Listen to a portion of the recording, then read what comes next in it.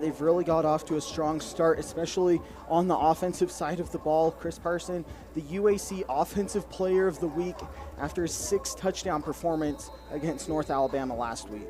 Southern Utah's offense will have the ball first, and it is Carson Smith, the redshirt senior from Belmont, North Carolina, who has got a big leg kicking here at over 5,800 feet. He sends this one well through the end zone for a touchback, and that'll bring out this Southern Utah offense, and no secret about how they want to move the football, Dallin. Josh Dye, one of the top rushers in the country this season. Number 28, always going to be a focal point. Yeah, already 11th all-time on the Southern Utah single-season record book for rushing yards.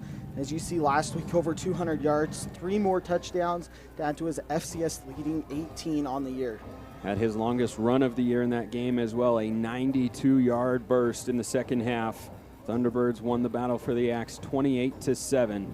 Back they are here at home, Coliseum, where last time they played here, Austin Peay. First play goes out to Shane Carr. He wiggles through a little traffic and a good gain on first down, wrapped up by Raylan Manley, the graduate student from Norfolk, Virginia. And that's just a numbers game on the RPO. Barron sees Shane Carr has a one-on-one opportunity on the outside. He trusts Carr to make that man miss, pick up an easy 6 yards.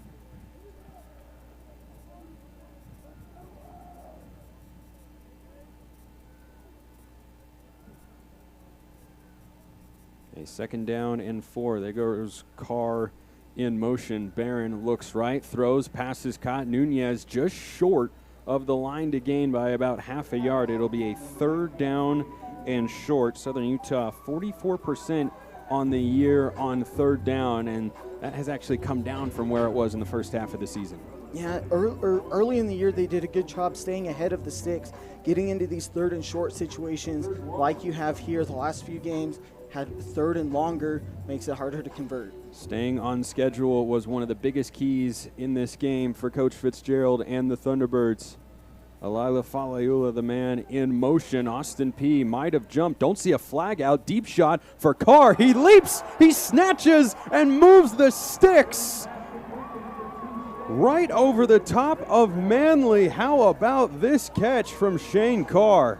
It's an incredible one-on-one catch from Carr. Barron threw that one thinking there was a free play, but no offside penalty. Doesn't matter for Southern Utah. 27 yards on 3rd and short. Thunderbirds were trying to catch Austin Peay offside. I don't think they quite got into the neutral zone, but it matters not. What a play by Shane Carr. And Bronson Barron pulls it out and crosses the 35-yard line. Chase Allen might have saved a touchdown.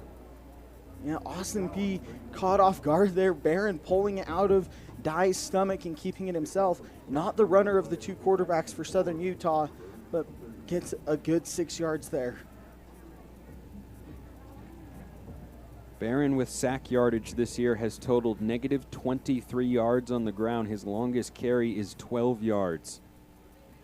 He picks up 6 there. We'll see if Southern Utah finally gives Josh Dye his first touch. There is Carr again on the RPO. Shane Carr explodes up the middle. Is he in? They've got him at the 1.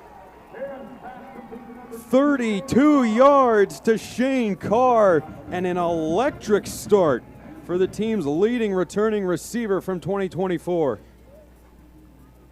They go quickly. It's Dye up the middle into a crowd, and he is stuffed. 2nd down and goal. Ball stays at the 1-yard line, and Torrey Hamilton, the sophomore from Knoxville, makes the stop, and here comes the jumbo package. Josh Dye leads FCS with 18 touchdowns on the year.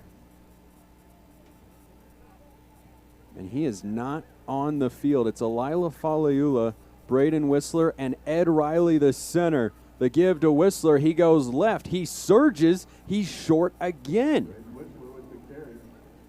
DeMorris Jenkins and Keetrey Dickens the second in there on the stop. And after an explosive start through the air, Southern Utah's first 2 carries gained 0 yards. heck of a job by this defense coordinated by Greg Jones in his first year for the Governors. Knowing Southern Utah wants to go up the middle. See who gets it here. It's Whistler to the right, keeps the legs moving. He's pushed forward. It looks like he's across. No signal. They say touchdown. Braden Whistler in, and the Thunderbirds on the board. And that's just great job from Whistler, keeping his legs moving. And then Ed Riley comes back, lined up at fullback in that play, pushing Whistler over the goal line for the touchdown. Jaden Rogers on for the extra point. What a start to this game for Southern Utah. We told you at the top there could be a lot of points today, and Southern Utah gets things going.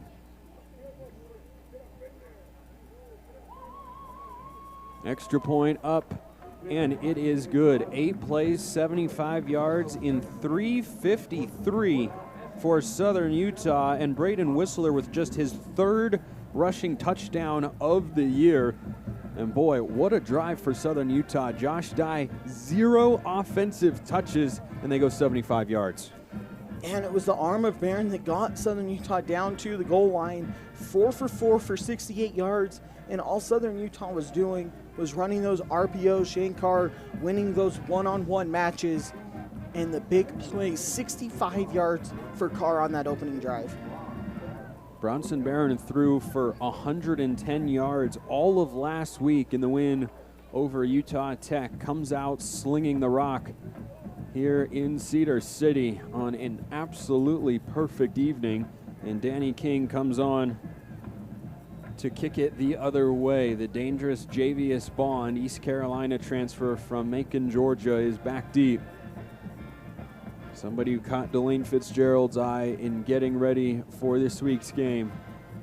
Would love to keep it away from number 2. King accomplishes that here to begin the day. So out comes Chris Parson and this Austin Peay offense, 2nd in the UAC in points per game, only to Tarleton State, who lost for the first time this year in Abilene to the Wildcats. Could that throw a wrench into the conference title race over the last few weeks of the season? But first time the Texans have been knocked off, and this Austin Peay offense, rather one of the best in the UAC. It is coming in averaging over 36 points a game, pretty balanced as well, with 195 yards on the ground and 265 through the air. Parson, 5'11", 224 pounds. Transfer from Mississippi State, takes off running on the first play, and he's across the 30. And Coach Fitzgerald told me earlier this week, biggest key for his team defensively, they have to keep Chris Parson contained in the pocket. Yeah, you have to be aggressive in rushing the passer, but stay in your pass rush lanes. Don't let the pocket collapse and Parson escape. 2nd down and 5, handoff up the middle. Close to the line to gain, but just a little short. Set up a 3rd down and 1. It's the Governor's offense that can do a little bit of everything. That is Cortland Simmons, the redshirt sophomore, on the carry. Austin Peay playing with some tempo here. It is Parson to throw. Time in the pocket, runs away, looks down the field, throws it short. It is caught, but short of the first down. Jaden Robinson stepped out at the 34, and it's 4th down and 1. Decision time for Jeff Ferris. That's great coverage from Southern Utah.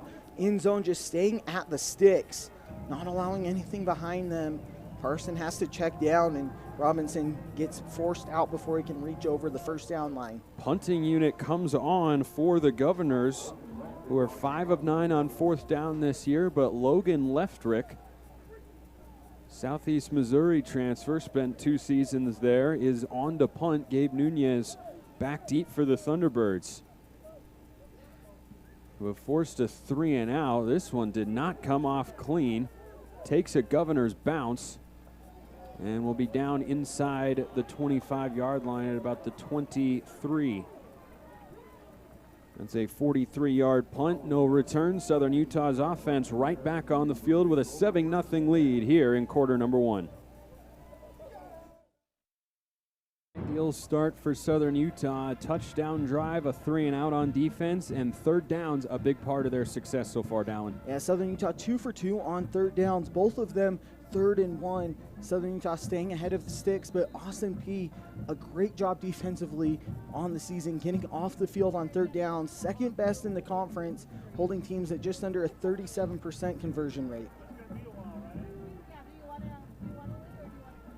38-yard punt sets up the Thunderbirds on their own side of the 30. It is Bronson Barron again to throw, looks down the field and checks it down to Hayden George. And the one-time Nevada transfer crosses the 35-yard line for a good pickup on first down. The air attack working for this potent SU offense. And I think catching the Governors off guard here, Southern Utah airing it out on these first couple drives, expecting Josh Dye to get going early, but just one carry there on the goal line. 10th catch of the year for George. Bronson Barron on that first drive, you see a perfect 4 for 4 for 68 yards. Hard to be better than that. A journeyman in college football, plays like a veteran. Coach Fitz praises his leadership and his consistency. He is throwing once again, has time, zips it down the field, and Hayden Erickson makes his first catch of the year as a Thunderbird. Former Utah Ute moves the sticks. And the tight ends for Southern Utah getting more involved the last couple weeks on the passing attack.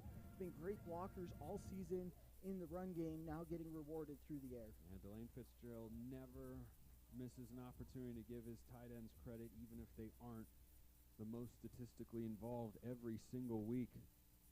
Southern Utah is on the march. That is Erickson in motion. They finally give it to Josh Dye. He fights forward across midfield. For more on him, here's the third member of our broadcast team, Kendall McGuire.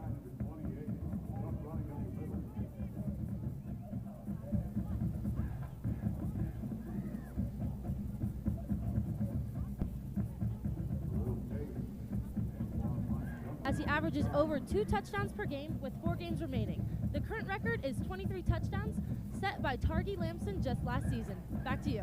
Yeah, filling big shoes. Dye has done about as good of a job as you could ask. He is 756 yards away with 4 games to go, including this one, from tying Lamson's record from a year ago. Whistler makes the catch, and he is able to move the sticks for a first down, but this game script not necessarily adhering to that particular game plan, but 189 yards per game over the final 4 is what Josh Dye would have to average to tie Targi Lamson's single-season SU rushing record from a year ago. And Coach Fitzgerald gives a lot of credit to Matt White, the offensive line coach, and the work he has done with that unit up front. Yeah, the 5 up front for Southern Utah are the leaders of this offense, and it shows in the rushing attack. Whistler motions out. Here is Dye looking for a lane as he crosses the 40-yard line and gets down. Looks like they've got him at about the 39. The official on the far side had him about 3 yards further than he should have been, but it sets up second down. And what makes Josh Dye so dangerous is these runs in the first half, 4 or 5 yards a carry, and then it's the second half when he wears a defense down that he breaks off those big ones, like against Utah Tech last week. Bronson Barron is 7 of 7 for 92 yards through the air here in this opening quarter. He gives to Dye, looks for a lane, can't quite stay on his feet. Horde of white jerseys get him down. The crazy thing about the way this game has started for Southern Utah, and I'm sure Austin Peay is having these same thoughts as well, Thunderbirds come into today with under 200 passing yards in 3 straight games, but in that time, they average over 33 points a contest. The explosive run plays have been critical to their success. They have been, and that's why they haven't had to rely on the arm of Bronson Barron as much as they did earlier in the season. But Austin Peay daring Southern Utah to throw early, Barron making him pay. On 3rd and 4, movement up front. This time it looks like DeMaurice Jenkins did jump across. Governor's trying to argue it was a false start, but it looked like Jenkins moved first. 11, defense, 5-yard penalty. Matthew Jones is our head referee. That And yardage results in a first down. it was Southern 3rd and 4, so Southern Utah gets a free first down with the hard count. This Governor's defense on their heels a little bit. They've been a good unit this year towards the top third of the conference in most statistical areas, but Southern Utah's offense making it look easy at the moment. And Barron and the Southern Utah offense just taking what's being given down the middle. Shane Carr in motion, play action. Barron under pressure. He is brought down. A free run into the backfield. And that is Jakari Price. 2.5 sacks on the year for the UCLA transfer. And a breakdown in protection there for the Thunderbirds. And Josh Dye saw the free runner coming late, tried to break off his play action fake, just couldn't get back to the edge in time. Barron goes down, and the first time Southern Utah has been behind the sticks tonight. 18th sack of the season for this Austin Peay defense. They had one last week in the win against North Alabama. Behind the sticks are the Thunderbirds. Barron underneath. Nunez chopped down. Boy, that is a good open field tackle.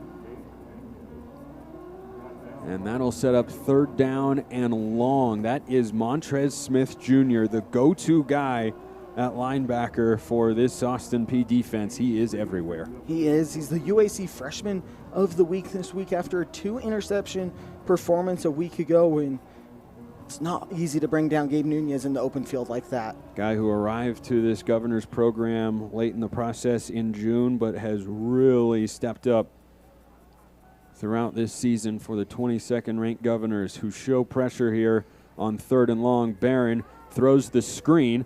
Nunez has some blockers. Nunez has a lane, tripped up inside the 15, but a first down, and Southern Utah moves the sticks on 3rd and long.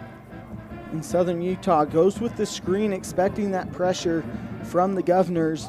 Nunez does a great job making one man miss there in the backfield, Jalen Williams, and then it's a first down from there off to the races. The Boston College transfer couldn't bring down the former walk-on, and Gabe Nunez gives Southern Utah 1st and 10 at the 13-yard line. Gain of 23 yards on a ball caught behind the line of scrimmage. Dye runs left, cuts it up, and he is stonewalled there after a gain of just a yard. Stephen Ellison, the second sophomore from Murfreesboro, Tennessee, on the stop. 2nd down and 9. Delane Fitzgerald in his 4th year at the helm. Southern Utah started this season 1-5. They have won 2 straight against then 13th ranked Abilene Christian, that, as we mentioned, beat Tarleton earlier. Then the rivalry win last week down in St. George. That he said was a complete team effort. A very business-like mentality. Dye crashes into the heart of that Governor's defense. So here's a 3rd down opportunity for Austin Peay. Southern Utah, a perfect 3 of 3 on 3rd down so far. Yeah, this is the longest 3rd down conversion on this drive, rather the last one longer than 3rd and 7 as well. But Austin Peay doing a better job 1st and 2nd down. Now just need to find a way to get off the field.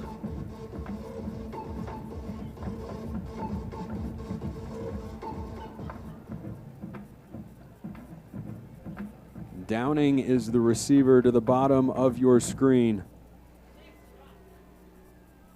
Barron on 3rd down and 7. Steps up, floats, end zone. Carr hauls it. No, he lost it. It's jarred free. Looked like a touchdown. Instead, it was knocked out at the last moment by DeAndre Creary, the defensive back. And Southern Utah will go for a field goal try. Carr thought he had it. Creary just never gave up on the play. And that's a great heads-up play, ripping the ball late. Carr tries to sell it to the official that he held on to possession long enough, but a field goal attempt nonetheless. Straight away, 27-yard try for Jaden Rogers. Splits the uprights, and it's 10-0 Southern Utah on Austin Peay. Governors will try to get their offense going. They went 3 and out on their first drive when we get back. Southern Utah gets a 27-yard field goal from Jaden Rogers to cap a 13-play, 62-yard drive.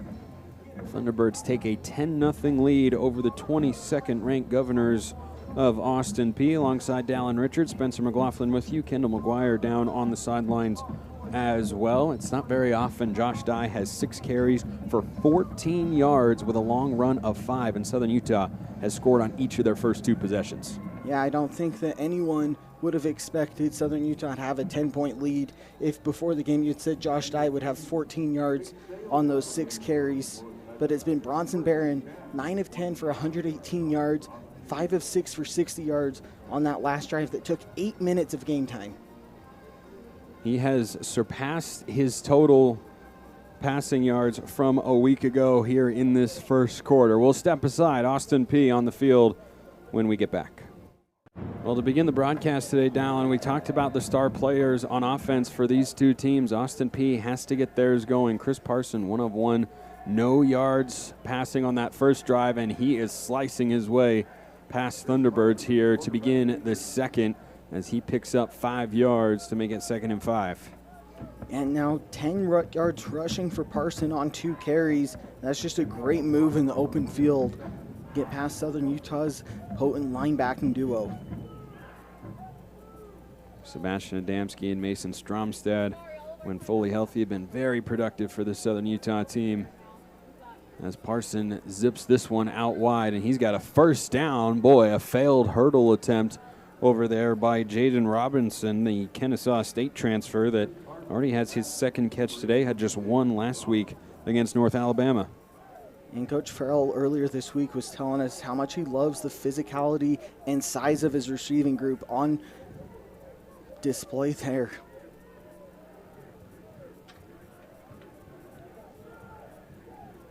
Parson, top 10 in the country in offensive yards per game this year, and top marks in the UAC. He is back to throw with a clean pocket. Deep down the field, incomplete.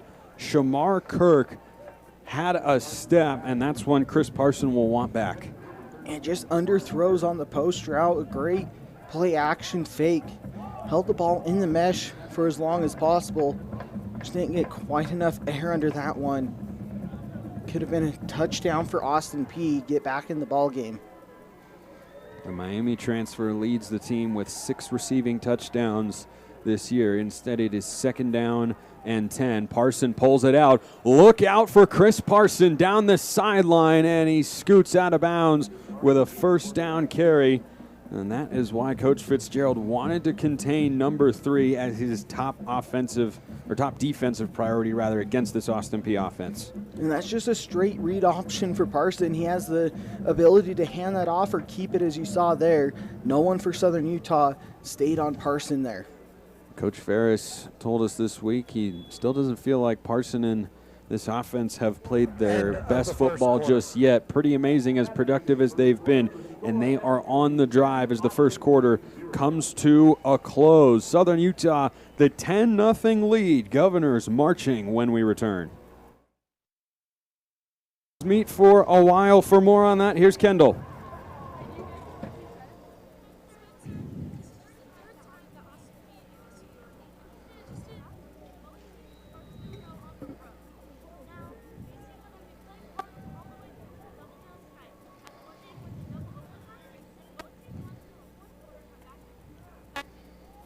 Yeah, both teams fully aware. Anytime you're in a conference battle like this, you know it's going to take a full 4 quarters of football. But last time they played on this field 2 years ago, as Kendall alluded to, 48-45, the final score in double overtime. It was quite the ball game, and then Southern Utah got a little bit of revenge last year. And as Kendall talked about, both teams had fourth quarter comebacks, trailing to start fourth quarters, and then winning on the road. Not an easy feat to overcome.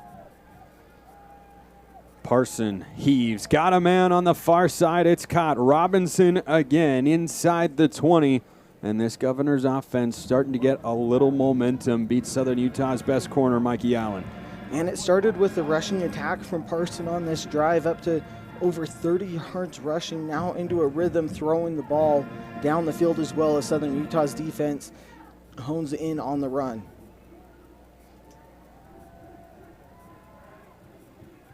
Chris Parson could be heading for a UAC Offensive Player of the Year season, showing you why as he drags black jerseys inside the 5, first down and goal. Mason Stromstad was hanging on for dear life like Tom Cruise on a cliff. And that's just a quarterback draw. Parson lets the pass rush get up the field and then goes right back underneath him for a big gain. Austin Peay inside the 5 now.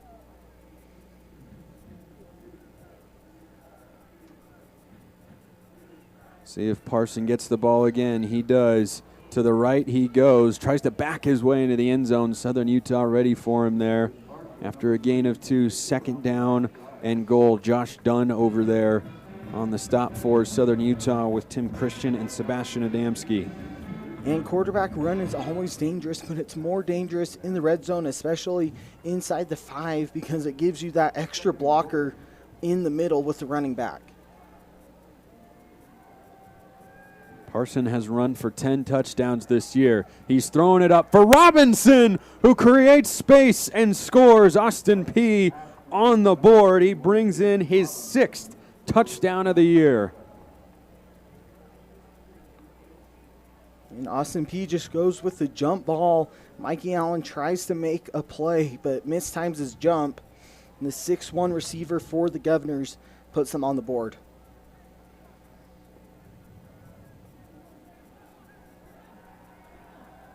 Extra point here for Carson Smith to make it a field goal game. And he has got it. The Governors strike back here on the road. 9 plays, 75 yards in 3:36. And it's Chris Parson to Jaden Robinson that's made it a 1-possession game.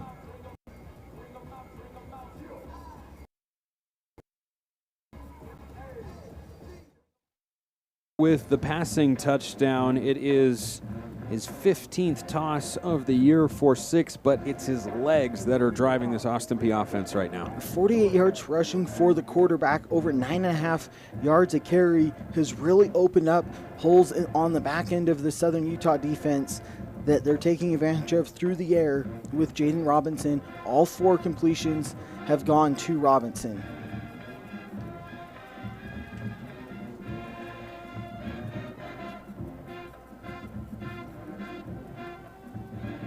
Carson Smith getting ready to boot things away as very quickly we are under a pitch black sky here at Eccles Coliseum. Spencer McLaughlin, Dallin Richards alongside me, Kendall McGuire on the sidelines as well. Well, for Southern Utah offensively, a good start in this game. 2 drives that have led to 10 points. And similar to how they started the game against Utah Tech a week ago on the road in the rivalry game, opened the game with the ball, drove down, got the touchdown, and then a field goal on a long second drive for the Thunderbirds that Delane Fitzgerald wants to see them convert into touchdowns on those long drives, but will take points anytime you can get them. Bronson Barron, 9 of 10, 118 yards in this one. Braden Whistler has the 1-yard touchdown on 3rd and goal in their first drive. We'll see how they start their 3rd possession. Erickson, the tight end, quick throw. Nunez, another catch, and he is out to the 31-yard line. Brought down there by Trevor Hardy, one-time Memphis Tiger, and it's 2nd down and 4. A lot of first down throws for Southern Utah today. And they're just looking at the numbers. The Governors loading the box, not having any safeties back deep, daring Southern Utah to throw here early.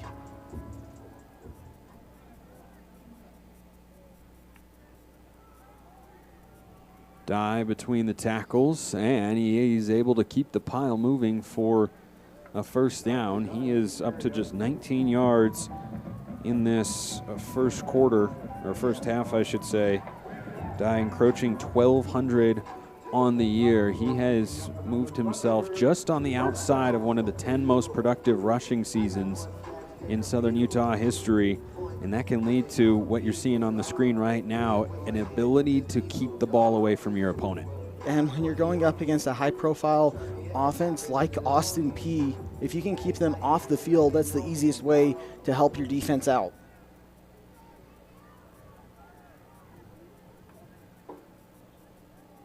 Dye up the middle, looks for a lane, and he is brought down. Good tackle there from the secondary by Stephen Ellison II, and that's a big key when you're going against Josh Dye. Your defensive backs have to be able to tackle. You have to, and they have to be willing to make physical tackles, as you see there against Dye in the Southern Utah team. They'll make you miss, but they're not afraid to try to run you over as well. Greg Jones's defense first in the UAC in rushing yards allowed per game this year, just over 110.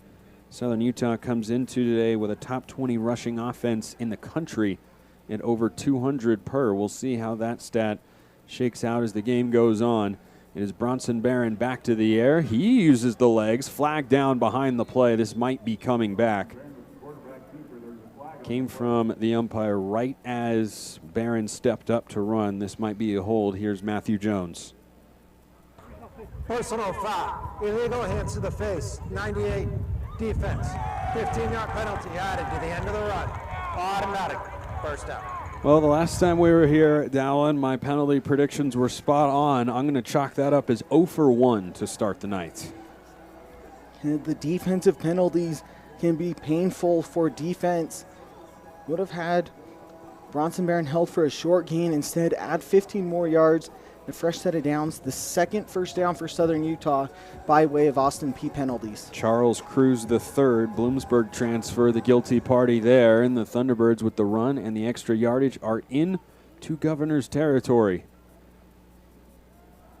Dye looks for a lane, and he is snagged behind the line of scrimmage. Great tackle on the breakthrough there from the second level by Jacob Neely, the linebacker. Loss of 4. And Neely gets the tackle there in the backfield, but something Coach Fresh talked to us about earlier this week was needing 11 hats to the ball, especially against Josh Dye. Not very often you'll have one player able to bring him down, but that time you see 4 or 5 other Governors right there to make the tackle. Second time Southern Utah has been behind the sticks. They go 5 wide. Whistler is at the bottom of the formation with 3 receivers and a tight end. Barron in a collapsing pocket, dances away, throws. Nunez juggles but makes the catch. Tornadoes off a tackle to get a few more. Redding got enough to get him to the turf, but it is a first down, and there is that Barron to Nunez connection again. And the off-script plays is what makes that duo so dynamic. Nunez knows exactly what Barron wants on those scramble drills to get open. And another first down for number 19 in black. 6th catch for Gabe Nunez already in this first half. Had just 4 all last week for 35 yards against the Trailblazers. To the 22-yard line, go the Thunderbirds on the move again. Barron to throw. Checks it down. Whistler has the catch, and he is crunched. Stays on his feet, though, and gets a couple of yards out of it. Good pursuit over there by Will Middleton. Towson transfer who was at the New Mexico Military Institute before that, a school that, because of one man in particular, probably has more notoriety now as a school than it ever has before. You're going to have to help me out on that one. Diego Pavia yes. was at the New Mexico Military Institute before New Mexico State, and now, of course, at Vanderbilt. They fell today on the road against Texas. Late comeback fell short. Josh Dye bounces, stays on his feet. Dye submarines across the 15-yard line, close to the first down. Looks to be a little bit short. But there you see what makes him such a tough customer at running back. And you see Dye looked like should have been tackled a couple times in the backfield, but keeps his legs churning, gets through those arm tackles, makes it 3rd and 2 for the Thunderbirds. Kendall Ball had the first crack at him. And Dye able to set up a 3rd down and short. Southern Utah 3 of 4 on 3rd down so far today. Dye sifting through. He's got the first down. Ran right behind the left side of that offensive line. And And when Southern Utah needs a big play, they go right up the gut behind the big offensive line and the leader at center, Ed Riley, now back and healthy. We've really seen the impact that number 51 makes in the front lines for Southern Utah. Waimata Mauga and Sai Candielli on the left side of that O-line open things up. Southern Utah goal to go here with a 3-point lead on the number 22 team in all of FCS. Barron hands it off. Dye finds a lane. Josh Dye with another touchdown, number 19. And the Thunderbirds stretch the lead. And it felt like Dye was due to break one out past the second level of Austin Peay. That time stays patient in the backfield, sees a little crease, and explodes into the end zone. Southern Utah, 10 plays, 75 yards against this Governor's defense. Rogers on for the extra point. They push it back to a 2-possession lead. It is up and good. 17-7, Southern Utah on top here at home. Chris Parson returns to the field when we get back. And a field goal for Southern Utah's offense, and they have a 17-7 lead here at home. Beautiful night for football. This Thunderbird offense, Dallin, just feels like they have been in a groove since the moment this season began. Yeah, they really have. They got off to the explosive start in the win against Idaho State, and then even on the losing streak, the offense was putting up points. Now having a defense that's getting those stops to go with it has allowed them to go on this 2-game winning streak, and you're seeing it early here again tonight. Danny King through the end zone, no chance for a return. Good start to tonight for Chris Parson. 4 of 5 for 29 yards, the 2-yard touchdown to Jaden Robinson. 5 carries for 48 yards in this game. It's not hard to see why he is the leader in the UAC in total yards per game. Yeah, he's the definition of a dual threat quarterback. Usually you'll have a quarterback that can run the ball really well and can get by with his arm, but Parson can make any throw that the Governors need, as well as beat you with the big runs. Former Mississippi State Bulldog back there for the Governors, down by 10. Starts things off through the air, goes deep down the field, got a man running open, incomplete. Kamari Maxwell again had a step, and as well as Parson has played, his 2 incompletions have been on open deep shots. They have, and that time the Southern Utah pressure got to Parson late, hit him as he threw it, maybe rushed that throw just a bit to force the incompletion. This is Southern Utah defense that has just been a completely different unit since the bye week. And they fly to the ball here, but cannot make the tackle on Javius Bond. Macon, Georgia native, can make an impact in the return game. And here you see offensive coordinator for Austin Peay give it to him on the fly sweep, Quinn Billerman, in his 2nd season. And just finding ways to get your playmakers the ball in space. On the jet sweep there, Southern Utah in position, but couldn't make the open field tackle. Gain of 8, 3rd down and 2. Governors up the middle. Boy, it is close. Simmons submarine. Adamski met him in the hole. And it looks like he got just enough for the 1st down. Low man wins. And just getting enough, as you said, for a 1st down, knowing the line to gain and submarining himself through that for a Governor's 1st down. Simmons off a career best 81 rushing yards last time out against North Alabama. Has it again here. Again, Adamski meets him in the hole along with Mason Stromstad. For more on the Thunderbirds linebacker Mason Stromstad, here's Kendall. That has come back this season after missing 2 games due to injury and has been absolutely instrumental in the success for the defense. At home against Abilene Christensen, he had 1 forced fumble and a game-sealing interception. He also has 4.5 tackles for loss and is just a leader, making plays all over the field. Back to you. Yeah, a bit of a quiet killer. When you meet him, you wouldn't necessarily know that he's a linebacker. Incredibly nice guy. Austin Peay picks up a big play, but one of those guys that just turns into a completely different version of himself out there on the field. This is a good throw from Parson. And just right on the money, layering it over the Southern Utah zone. Bond once again making a big play for the Governors.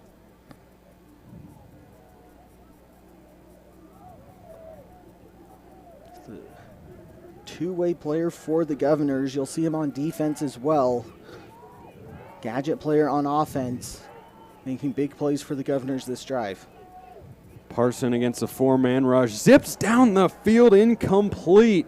Boy, again, an open man, and that time Alec Pell, the tight end, is 6'4" and could not reach this ball. Yeah, Parson just put a little too much zip and height on that one over the middle, not allowing his big tight end to come down with a big play.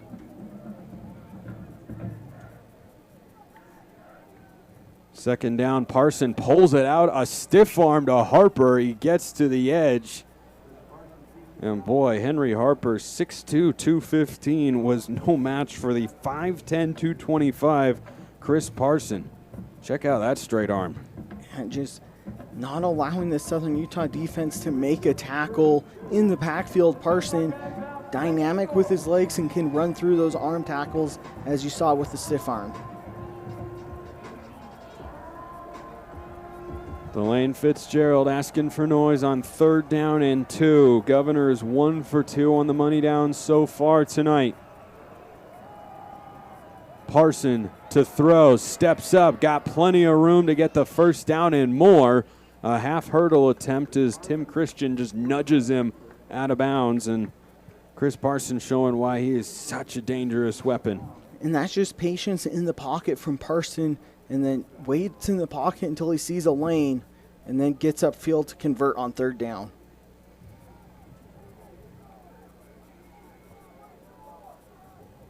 Southern Utah's offense had the ball first.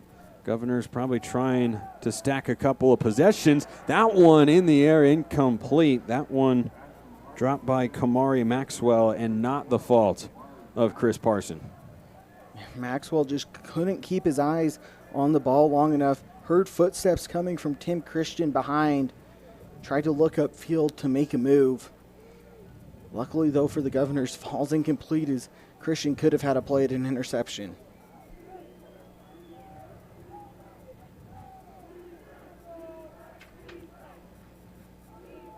Quick throw, incomplete, low. Christian breaking on Shamar Kirk. 3rd down and 10. Wonder if this is 4-down territory or not for the Governors. Carson Smith has a career long of 53, which is the 3rd longest in Austin Peay football history. From this spot, it would be a 50-yarder.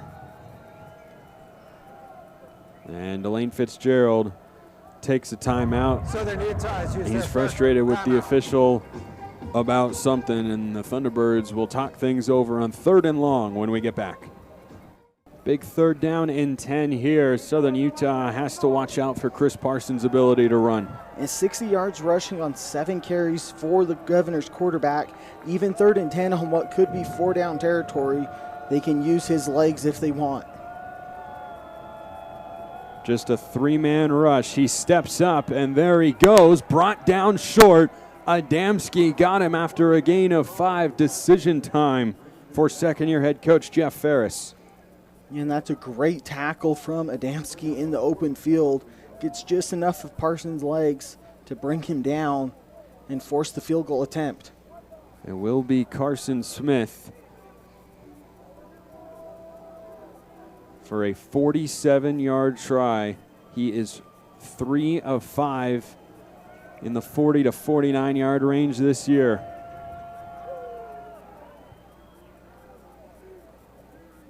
And he makes that 4 for 6. 3 points on the board for the Governors. They make it a one-possession game and a small victory there for the Thunderbirds defense after Austin Peay looked like it was marching right down the field. Yeah, and as a defense, once the offense gets the ball that deep into the area and they're already in field goal range, you just focus on getting off the field on third down and holding the offense to 3 as the Thunderbirds did there. Hold on to the touchdown lead, but now both defenses having a stop by way of a field goal attempt here in this one. The only punt of the night so far was on Austin Peay's first drive of the game. Since then, all points every time the offenses have come out onto the field, and that's really what we expected coming into this game. These are 2 of the 3 best scoring offenses in the UAC, trailing only Tarleton, who had not lost all season until today against Abilene Christian. And this game so far competitive as you might expect, and the offense is doing very well. Yeah, both offenses have been as what has advertised throughout the season so far tonight. The second half and the last 2.5 minutes in the first half will come down to what defenses can make enough adjustments to get maybe the one stop that you need down the stretch. We have seen just one punt. We have not seen a kick return yet. Both kickers on a winless night here at Eccles Coliseum have been able to keep it through the end zone, and it looks like that'll be the case once again. Rand Sawyer, no chance for a return. So 2:36 and a couple of timeouts. Oh, flags fly at the end of the play. Whoa, let's get that sorted out first. 3 hit the field at the same time. And Austin Peay player's helmet is off. Over on the other sideline, that is Jeffson Locke, a backup defensive lineman. Delane Fitzgerald, hands on his hips. Not sure who this is going against. The second guy's usually the one that gets flagged. We'll see who that wound up being. After the play, personal foul necessary, reference number 43, receiving team. Distance to the goal. 1st and 10, Southern Utah. The player may stay in the game. That is Manasa Pela, the linebacker, a freshman that backs up the Thunderbird offense. And how, if at all, do you think that changes the strategy here for Coach Fitzgerald and the Thunderbirds, going from the 25 back to the 12.5-yard line? Yeah, now instead of trying to get down and score before the end of the half, it has to start with getting a first down and at least possessing the ball through the 2-minute timeout and force the Governors to use timeouts on defense. Southern Utah with 2 timeouts. The Governors, though, all 3 and that 2-minute timeout, a lot of time left here in the second quarter. Austin Peay gets the ball to begin the third quarter. We'll see what Brunson Barron and the offense for SUU can cook up here in the final 2.5 minutes of this opening half. It is Josh Dye to start things off, and he lunges forward out to the 17-yard line for a gain of 5. And I'd imagine that play, Southern Utah let run the clock to the 2-minute timeout after Dye picks up 5 on first down. That's what you want here to start this 2-minute offense. Chase Allen made the stop for Austin Peay, and it looks like we won't get a snap again until we hit the 2-minute timeout. And that is indeed how Southern Utah is choosing to play it. Up 17-10 on their home field. Southern Utah back at Eccles Coliseum after this. He starts to use them, or if Delane Fitzgerald kicks the offense into overdrive. Yeah, I think Southern Utah will wait to go up-tempo and 2-minute offense until they get a first down. Want to at least force the Governors to think about using timeouts to get the ball back. Josh Dye, 13 carries for a quiet 44 yards in this first half. Bronson Barron has been exceptional, 12 of 13 for 147 through the air. He hands to Dye, who runs left, looks for a lane. He's got nothing doing. There is Montrez Smith again. Another loss on the play. That makes it 3rd down and 7. No timeout here from Jeff Ferris. Does that surprise you? It does, especially after getting Dye in the backfield for a loss. A 3rd and longer. Southern Utah will use all of this play clock before snapping on 3rd down, though don't be surprised to see Southern Utah still trust the arm of Barron on 3rd down. 3rd and 7. Nunez, 5 catches for 55 yards. Carr, 3 for 65. He's also found his tight ends for 2 completions, and Delane Fitzgerald runs the clock all the way down before he takes a timeout. Looks like Southern Utah is trying to just figure out a way to get to the half with the lead intact, and obviously conversion here helps that a lot. Right now, the Thunderbirds feel like they're in an incredibly conservative approach to this 2-minute situation, which I find a little surprising given how Bronson Barron's played in the first half. Yeah, it's surprising a bit, and I think a lot of this happens because of the penalty after the kickoff. Instead of starting at the 25, they start back at the 12 and don't want a bad play to happen when you're backed up inside your own 20. Home game number 5 of 6 for Southern Utah here in 2025. First time in over 25 years that they have played 6 games here in Cedar City. Was one of their stated goals to go unbeaten at home this year. Weren't able to accomplish that, but right now trying to knock off their 2nd-ranked opponent in 3 games. Bronson Barron on 3rd down and 7 and 10 on the play clock.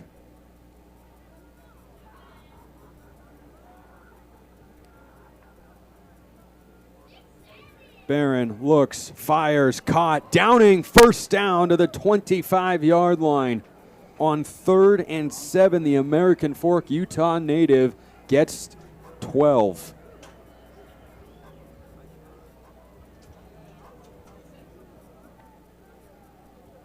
Barron quickly to throw, runs out to the right, floats near side, incomplete. Diving effort by Nunez, one-on-one with Jalen Williams, the linebacker, in coverage to make it 2nd down and 10.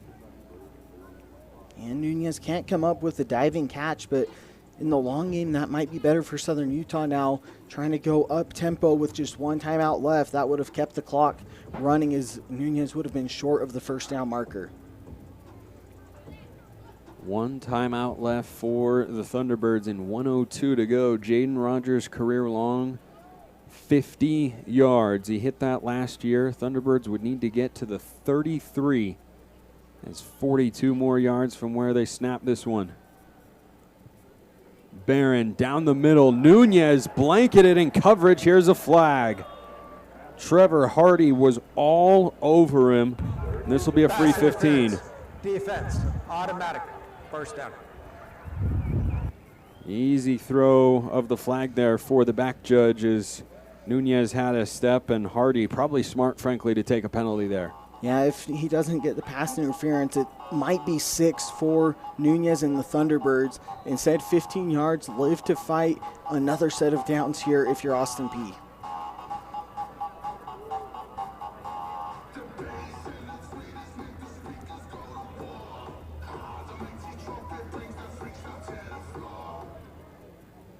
.57 seconds to go. Thunderbirds trying to get back to a 2-possession lead. Barron pressured, and he goes down, able to hold on to the ball. Smith got in there for the Governor's defense, and Delane Fitzgerald, it looks like, has taken his final timeout. Use a 3rd and final timeout. 30 seconds. Please on the game clock. The game clock should be at 49 seconds. Second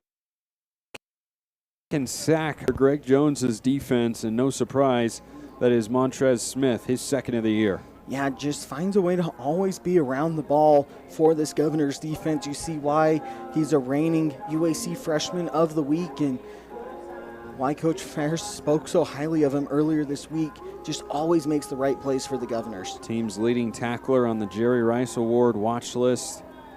5 quarterback hurries, 2 sacks, couple of picks, and a forced fumble this year. Began his college journey at Duke, has made his way to Austin Peay and has been a welcome addition to this Governor's defense. Jeff Ferris trying to get them back to the playoffs where they were the year before he took over. Now in his second season at the helm, they lost in the first round to Chattanooga in 2023. The Governors certainly would need to win this one to continue their push for potentially a conference championship, but certainly an at-large berth as well. Southern Utah was one of the first 4 out of the playoffs last year. Every game matters so very much. On second down and long, it is Barron to throw down the field into coverage. Oh, off the ladder. Shane Carr brings it down close to midfield. Pinpoint accuracy from Bronson Barron. And initially live, it looked like Barron was throwing this high and out of bounds. Shane Carr decides otherwise and climbs up for another jumping catch. The Thunderbirds' leading receiver tonight. Ellis Jr. was undercutting that route. He probably thought he was about to have an interception, and instead, Shane Carr looked like he put magnets on his gloves and inside the ball there. And Austin Peay takes their first timeout on a 3rd down and 1. 12 yards there on the pickup to Carr, who has just made some spectacular catches tonight. Yeah, it's been a great night for Carr. Started on that opening drive where he and Bronson Barron led the Thunderbirds all the way down for Whistler's rushing touchdown, but it doesn't get much better than that there, as you see on the replay, and then gets out of bounds to stop the clock for Southern Utah, who's out of timeouts as well. Carr, 4 catches, 77 yards tonight in this first half. Had 3 for 47 all of last week down in St. George.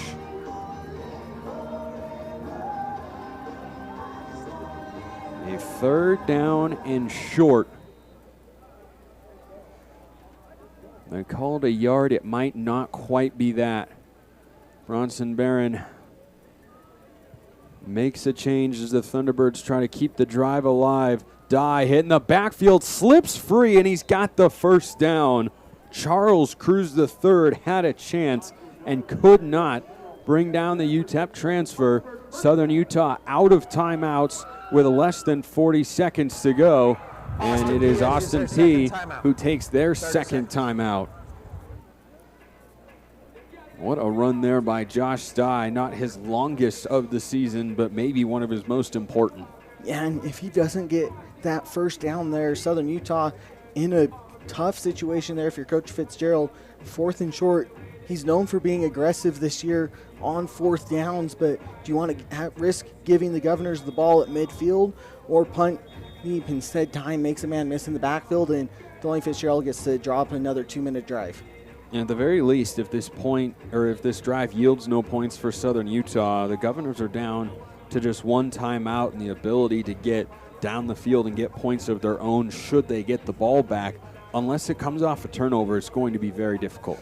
Yeah, if you're Delaney Fitzgerald and Southern Utah in the huddle during the timeout, number 1 priority is protect the football.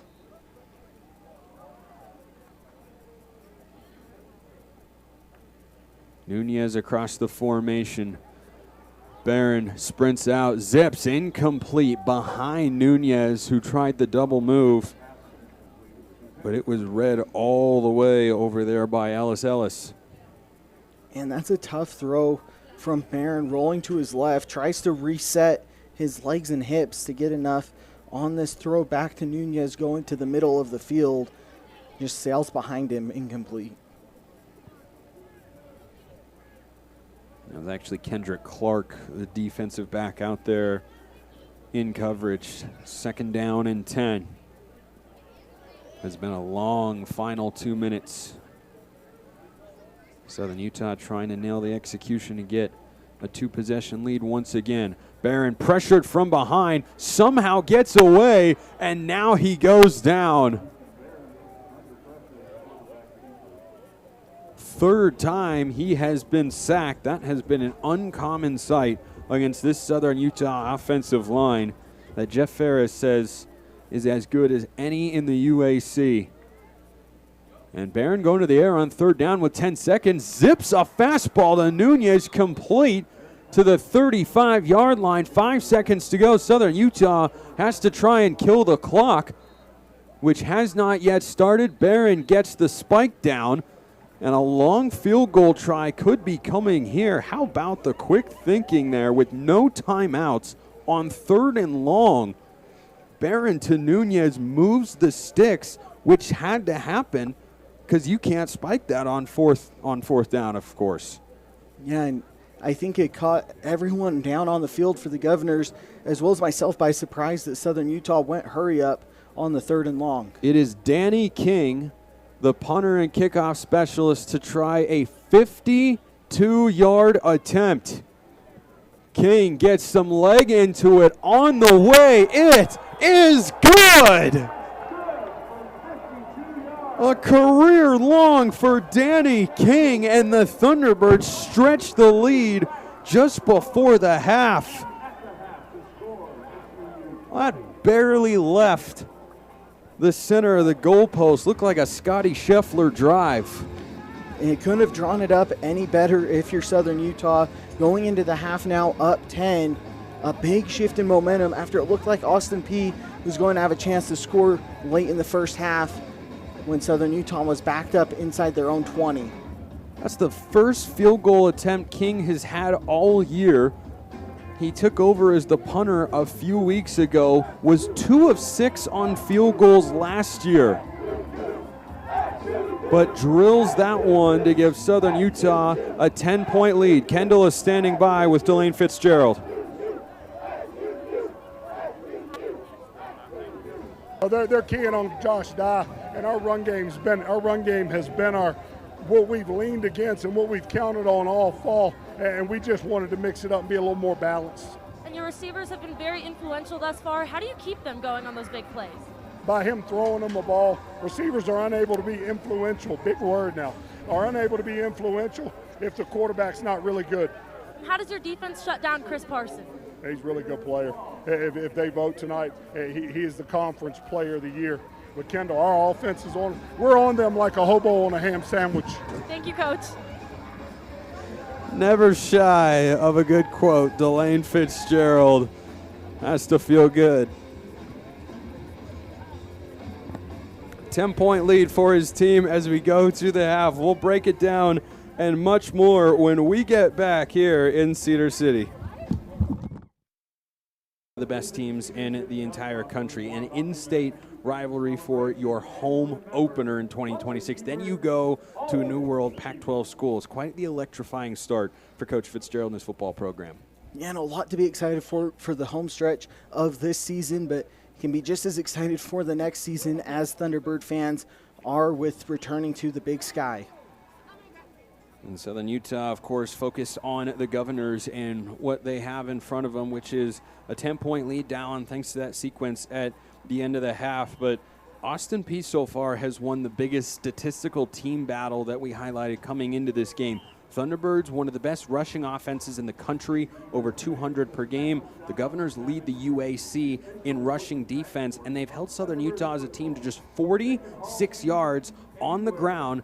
And they have to feel, wait a minute, how do we look up at the scoreboard and trail by 10? Yeah, and I don't think that they expected Bronson Barron to go 15 of 19, and that last incompletion coming on spiking the ball to stop the clock, the 184 yards as well. Brandon's done a good job of distributing the ball to his different playmakers down the field, but Southern Utah needs to get Dye going in the second half as he was held below 3 yards a carry in the first 30 minutes. Gabe Nunez and Shane Carr for Southern Utah combined for 10 catches, 147 yards. Both have a catch of over 30 yards in that first half. On the other side, somewhat standard operating procedure for this Governor's offense. Chris Parson doing most of the legwork. Of the 129 total yards for Austin Peay in that first half, Chris Parson has accounted for 107 of them, and the 2-yard touchdown, of course, to Robinson. He has been just about everything, and he's getting set after the kickoff to come back on the field. He has, and it's been mostly with his legs in the first half and not even designed quarterback runs, but escaping the pocket and the pass rush of Southern Utah. to break big plays on broken plays for the Governors. But if you're Chris Parson and Austin Peay, you want to find a way to get passing back up. 50% completion percentage there for Parson in the first half, but only 44 yards through the air. Southern Utah back end let a few plays go, but other than that have been stout.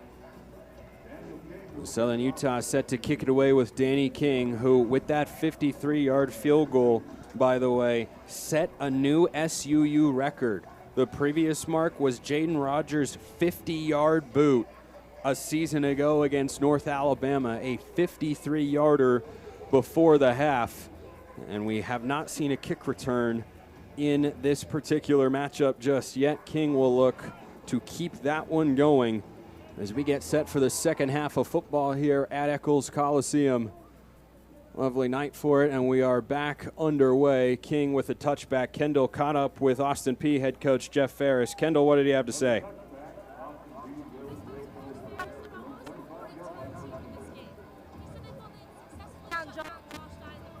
Rather needed to get their own pass going and stay true to themselves. Back to you, Spencer. Kendall in the line of fire right there with players passing right behind her. I was watching that one anxiously. Thank you, Kendall. Great as always. Glad there was not a collision that would later wind up on YouTube. Makes me grateful to be up here in the booth. Yeah, we don't have those sorts of concerns. Kendall down there is navigating live, moving bodies and figuring out where she's going to frame up her shot. We just kind of sit up here and hang, climate controlled. Second half underway. Parson runs out of the pocket, back to his left, looks downfield, and he takes off running, still on his feet. Chris Parsons run 100 yards, it seems, and he's got 6 to begin the third quarter. You talked about the quarterback scrambles. Boy, doing his best Johnny Manziel impression right there. Yeah, and Lando Brown not used to quarterbacks escaping his grasp in the backfield, but Parson spins out of the sack and then finds a way to somehow pick up positive yards. Parsons, such a dynamic athlete who hands it off here. And the ball's on the ground. Southern Utah's taking it away. Tuiaki just took it. I don't think it ever hit the ground. They haven't made an official ruling yet. Don't know if that ball bounced out. I think Tuiaki just took it away. Ruling on the field as the ball carrier was down prior to the ball coming loose. Oh. The result of the play is a first down. Correction, third down. Delane Fitzgerald is full surrender Cobra. I wonder if there will be a review. I'd be hard-pressed to believe there won't be. As it stands, it's 3rd and short for the Governors. Delane Fitzgerald is still talking to the official. Now they stop play. Believe it was Nate Garnett who had the carry. Down is under further review. The Southern Utah sideline and fans just erupted when that call came down, so we'll get a look at it. First time, correct me if I'm wrong, Dallin, first review of the night. You are correct this time, unlike on your penalty predictions. Yeah. Not really that impressive. I don't think I can call myself 1 for 2 on the evening. What a play by the grad student from Salt Lake City. It looked like he just took this away from Javius Bond. I don't see how you could argue that Bond had that ball and was down. And I think the hardest part with this review, though, is that the ball never hits the ground, so it can be harder to judge when possession changes between the players there. But watching it live, it looked like a fumble. The Southern Utah bench thought it was a fumble if you missed Delane Fitzgerald's animated convincing of the officials, if you will. And they are looking at it next door. I wonder if we can't get another look at that same angle we saw. Tuiaki, the 4-year player for Utah State, former 3, has just 1 tackle for loss all season, but this could be an... After review, the call on the field is upheld. Third down. Oh, there might have been a brief moment where his knee hits and he still has the ball. So Southern Utah misses an opportunity for a turnover. And that one was so close that I think the play was getting upheld regardless of what the call on the field was. I agree. So a 3rd down and 2 for the Thunderbirds defense to try and get off the field. Governors trying to keep their first drive alive in the 3rd quarter. Up the middle, 1st down and more. A crowd silencer there as they run with Cortland Simmons. And he's able to move the sticks. Got a great block there from Alec Pell, the tight end. And that call could end up being a big moment in this game when Southern Utah would have had the ball already in field goal range, up 10 off the turnover. Instead, the Governors move the sticks and keep the opening drive alive. Southern Utah sends a man on late, and there is a flag. Free play, shot down the field, intercepted by who else? Mikey Allen, but Southern Utah had 12 on the field when that snap took place. Flag is all the way back in the secondary. Illegal substitution, 12 on defense, 5-yard penalty, 1st down. Southern Utah wasn't sure who was supposed to be on, who wasn't, and it was Parker Andrus that ran onto the field, realized he shouldn't be there, tried to run back off, and then Austin Peay wisely snapped it, and Chris Parson just took a shot. So it is a 1st down and 5 after an eventful sequence. It's been a pretty clean game on both sides. That just the 2nd penalty for Southern Utah. See how this one can hurt the Thunderbirds defense now, 1st and 5. Play action, they set up the screen. It is Kirk. Jumps away from a would-be tackler and is engulfed by a couple black jerseys. Swanigan in there with Stillwell, and he moves the sticks. That is a 1st down for the Governors. That's a great screen call for the Governors. The play action gets everybody for Southern Utah flowing to the top of the screen, throw it back to the bottom of the field there for an easy pitch and catch and a 1st down. Quinn Billerman calls the plays, 2nd year, former quarterback coach at Jackson State. Stromstad comes flying downhill, and there is Lando Brown with the first time we've called his name here tonight. For more on Absolute.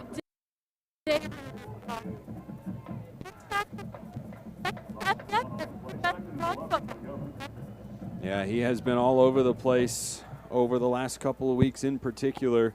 He has not been able to drop Chris Parson. Might be the toughest quarterback in the UAC or the country to sack. Brown coming off the edge here, and he couldn't quite get him to the turf. Southern Utah has him surrounded. A desperation chuck is incomplete.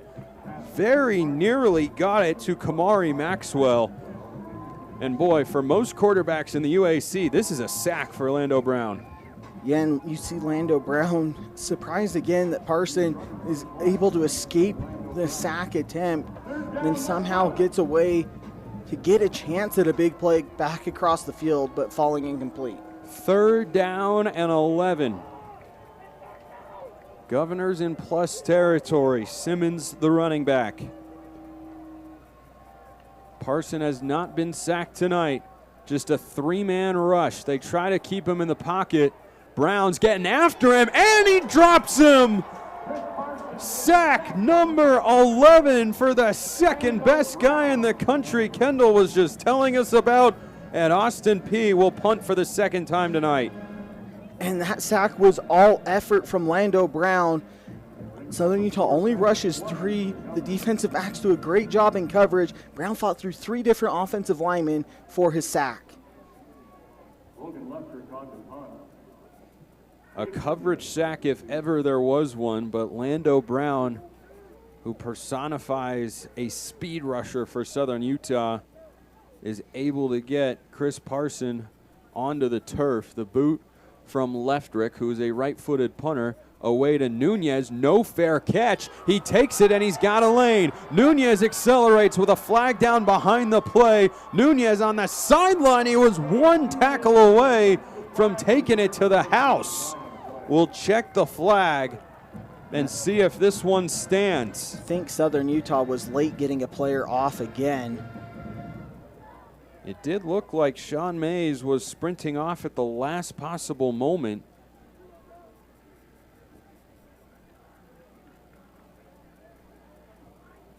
Matthew Jones and his crew discussing.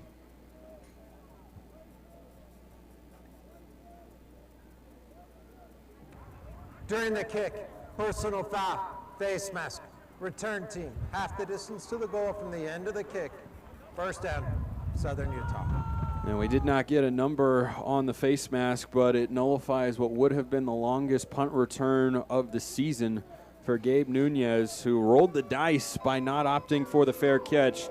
But Southern Utah has got a 10-point lead, and their defense gets a stop. Thunderbirds offense back on the field right after this. We did not get an official number on that penalty, but it is a costly one as it's enforced from where Nunez caught the punt, which means Southern Utah starts this drive at their own 5-yard line. Yeah, that face mask came while the punt was in the air, so Austin Peay elects to take it from where Nunez caught the ball at the 10. Thunderbirds pinned back in their own end zone. Bronson Barron on the field, gets a offside here, chucks it about as far as he can, going for Carr, overthrown incomplete. Good coverage by Manley, but this will be a first down and 5. Defense, 5-yard penalty, first down. That is the second offsides penalty of the day for Austin Peay. Governors coming into today have struggled with penalties, 73 yards per game. That's second to last in the UAC. And instead of whatever might have happened on the regular play, it's a 1st and 5 for Southern Utah, and they get a little breathing room. Josh Dye had a 92-yard touchdown last week in the third quarter against Utah Tech in St. George. He's got the carry here. He was one broken tackle away as he's got a first down. And boy, this crowd just holds its breath when he hits a lane like that.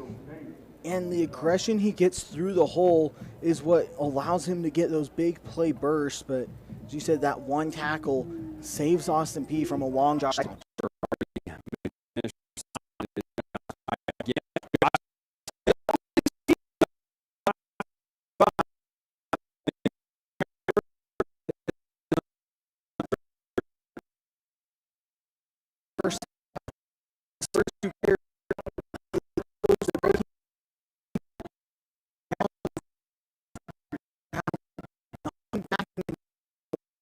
See a play action shot come here pretty soon from the Thunderbirds. Offside run in Southern Utah is from the shadow of their own goal line beyond the 35.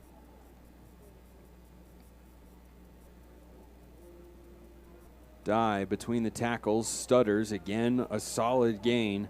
That Thunderbirds offensive line that Delane Fitzgerald says isn't the biggest but just plays the best week in and week out, gives a lot of credit to his offensive line coach, Matt White. Yeah, and if you ask anybody on the Thunderbirds team, especially those offensive linemen, they'll also give that same praise to Matt White as one of the best offensive line coaches in the country. And it's been on the display the last 2 seasons. Last year, the record-breaking season for Targy Lamson, and the season Josh Dye's had to this point.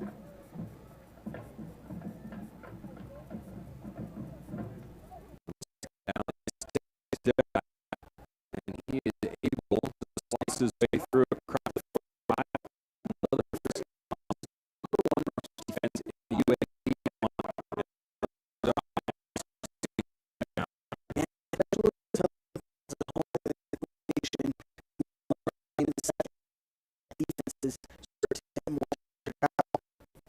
Against not only a physical team in Southern Utah, but fighting the elevation.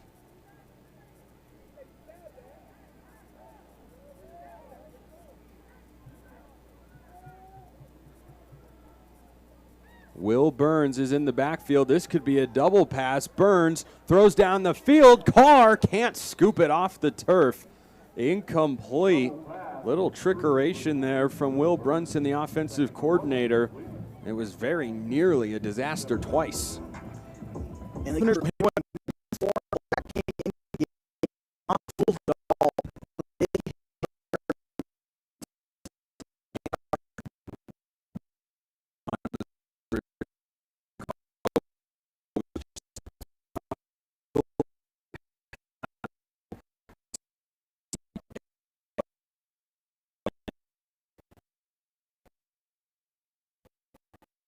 It goes over the right side this time. And through the car washes into Governor's territory with a gain of 4, 3rd down and 6. Southern Utah has not faced a 4th down decision of consequence today. We'll let you know about that if that situation arises. But so far in this game, Southern Utah 7 of 8 on 3rd down against a Governor's defense that allows just a 36% conversion rate on the year. Shane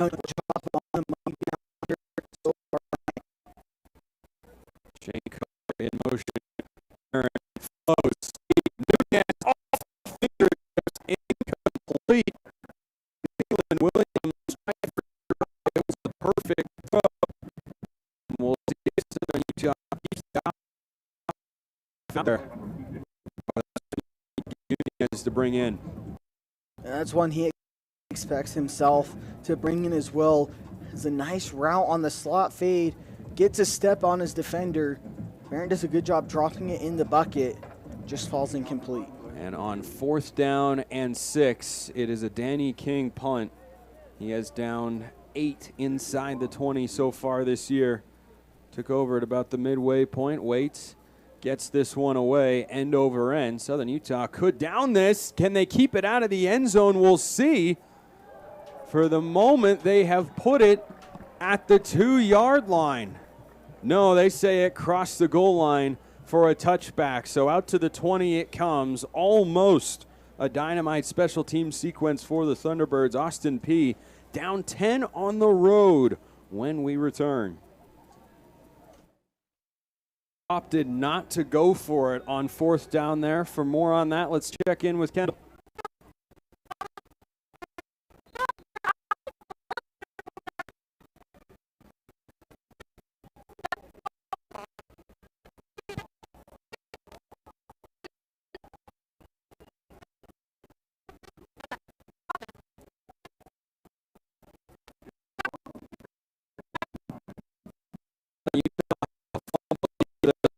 This time the Thunderbirds do have the ball. Sebastian Adamski that comes out of it, and the Thunderbirds get the offense right back on the field. And it's Javius Bond again who coughs it up. No doubt about that one. Josh Dunn with the strip, and who else but Adamski to come away with the ball for Southern Utah at the bottom of that pile. His first fumble recovery of the year, 2nd time Dunn has jarred it free from an opponent. And so the punt proves to be the right play as Southern Utah's defense recovers their 4th fumble of the year. Going into the bye week just a few weeks ago, Dallin, this is a Southern Utah defense that had forced just 2 turnovers all season.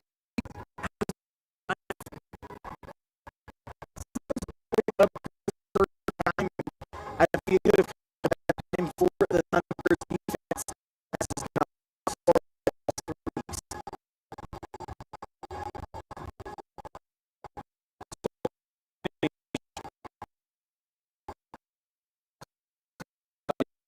Turnovers in this game. Nearly had a fumble in the 3rd quarter, ruled down, but this time the ball clearly out, and Southern Utah is at the Austin Peay 27-yard line. It is Dye on the carry. Stays on his feet for a moment, but cannot get away out of the lasso of DeMaurice Jenkins, the East Carolina transfer. And that was a great tackle. Dye tried to cut back against the grain to get outside. a great tackle at the line of scrimmage, though, to force Dunn to no gain.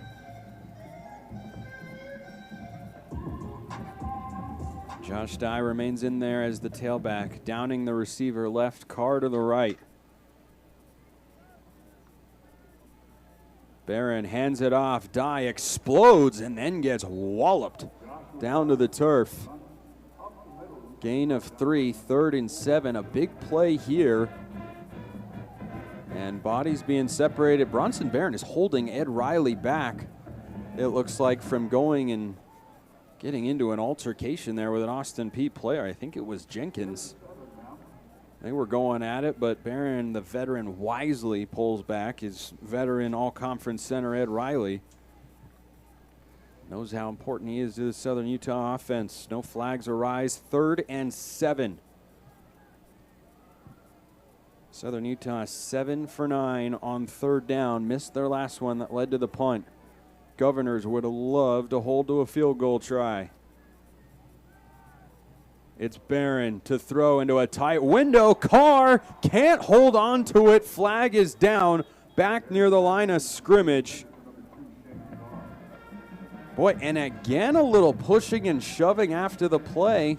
Again, Ed Riley at the center of it. His teammates trying to calm him down. We'll check the flag.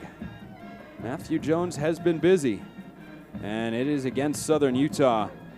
He's asking Jeff Ferris if he wants to accept it. Personal foul. Illegal hands to the face. 51. Offense. The penalty is declined. 4th down. So 4th and 7. On comes the field goal unit again. It's Jaden Rogers, who hit from 27 earlier. But boy, the sure-handed Shane Carr has made much more difficult catches than that tonight, and instead it'll be about a 41-yard try for Rogers, his 2nd attempt. Gavin Lipkin to snap, Elias Vigil the holder. Operation clean. Rogers drills it and extends the lead 23-10. Southern Utah remains on top, but a win for the Austin Peay defense. Their offense trying to get going in Cedar City. Jaden Rogers hits a 41-yard field goal. Southern Utah 3 of 3 on field goal tries tonight. Dallin, are you surprised Jeff Ferris decided to decline a 15-yard penalty on 3rd down and 6? I am. If you just look at it in that situation alone, it would have put it Southern Utah most likely out of field goal range had they not gained any yards on 3rd down. But at the same time, you also want to take the win off the turnover, holding Southern Utah to 3 points. A correction, it was 3rd down and 7. So you would have had a 3rd down and 22. And if you give up less than 15 yards on that play, as long as there's no penalty, it would have been at least a longer field goal try than what Southern Utah just had to attempt. But I hear what you're saying as well. Think about how many things could go wrong for Austin Peay there.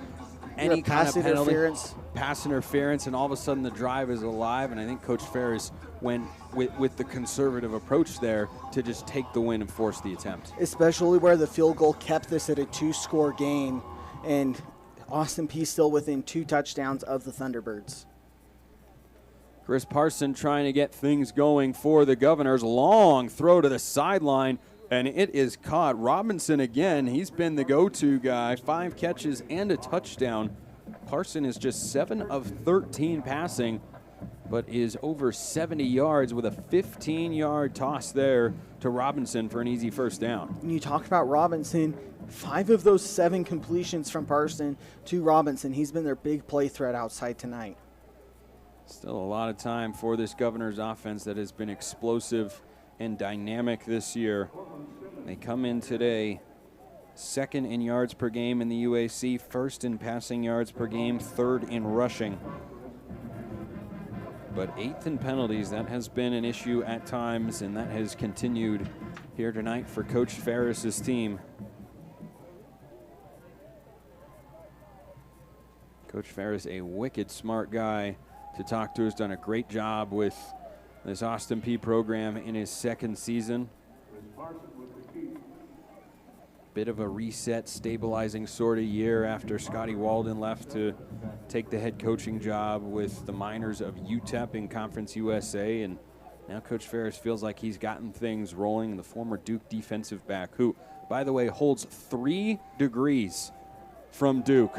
Parson wants it all here down the field. Robinson locked up with Sean Mays, incomplete. But he's the first guy I've come across in my life, and I've known a few smart people in my short lifetime at this point. But 3 degrees from Duke, you're doing Not a few too bad. things right. When you talk about 3 degrees from Duke, you don't usually see someone with 3 degrees from one school. Or anywhere, for that matter.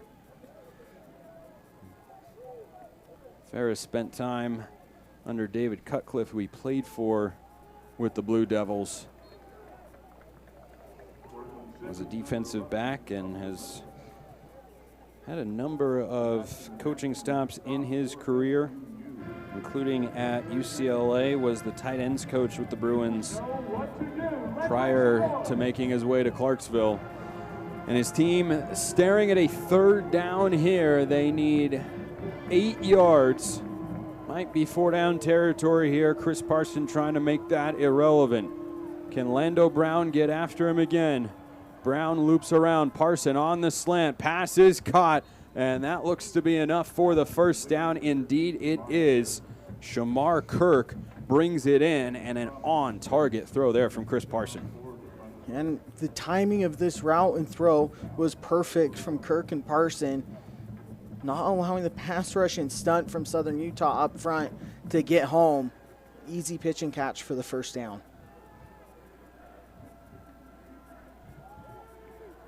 Parson this time on the quick screen. Flag flies behind the play as Robinson goes tumbling head over heels, but it might be coming back on one of the blocks he got from a teammate. Robinson a bit banged up as well, walking back to the Austin Peay sideline. Shamar Kirk is pointing at himself as if the official has told him that he committed the penalty to his utter disbelief. No foul for offensive pass interference. The ball was touched behind line of scrimmage. 1st down, Austin Peay. Well, we know how somebody feels about that particular call. The officials pick up the flag, and so the catch stands for Robinson there for 13 yards and a 1st down. And this is the rhythm that Austin Peay's offense just really hasn't had in this second half against the Thunderbirds defense. Williams motions out of the backfield under pressure. Parsons dropped again. Parson can't get away from Kavion Hicks. Had 7 sacks in 2 years at Palomar College. That his 1st as a Thunderbird. And that was a great stunt on the other side of the formation from Southern Utah, getting the offensive line of Austin Peay confused, getting pressure with just 4 rushers. Henry Harper in there as well for that Thunderbirds front 4. They rush that many again. Parson takes off right up the middle, and Chris Parson slammed down to the turf at the 20-yard line. Gain of 10 to make it 3rd down and 6. And boy, his burst back there from the quarterback position is impressive. Yeah, Parson wisely 2nd and long, sees a lane up the middle, picks up a good chunk, make it 3rd and manageable once again for the Governors. Loga Lima Lesa tried to punch that one out, but Parson able to keep it for his offense. Motions Jackson Heed, the tight end. Parson fires, caught. Looks like it's enough for the 1st down for Shamar Kirk. Or is it? Boy, is right at the line to gain. They have not moved the sticks just yet. They've got this a half yard short. It is 4th down. Adamski there on the stop. Just put up the Great Wall of China to keep him out.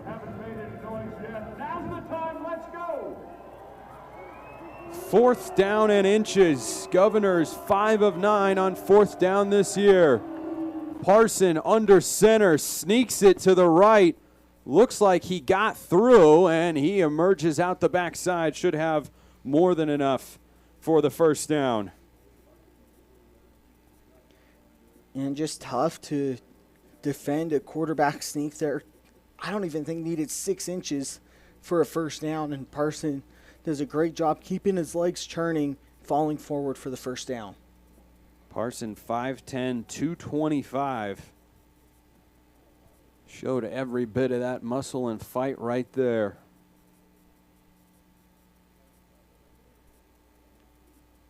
He hands it off to Garnett, going to the outside, who hits the edge a little. Run out by Cam Roca, second-year Thunderbird transfer from Sacramento State.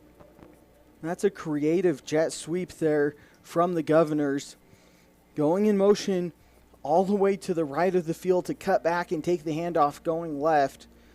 Picks up 5 yards. Governors inside the 10, threatening to make this a one-score game once again.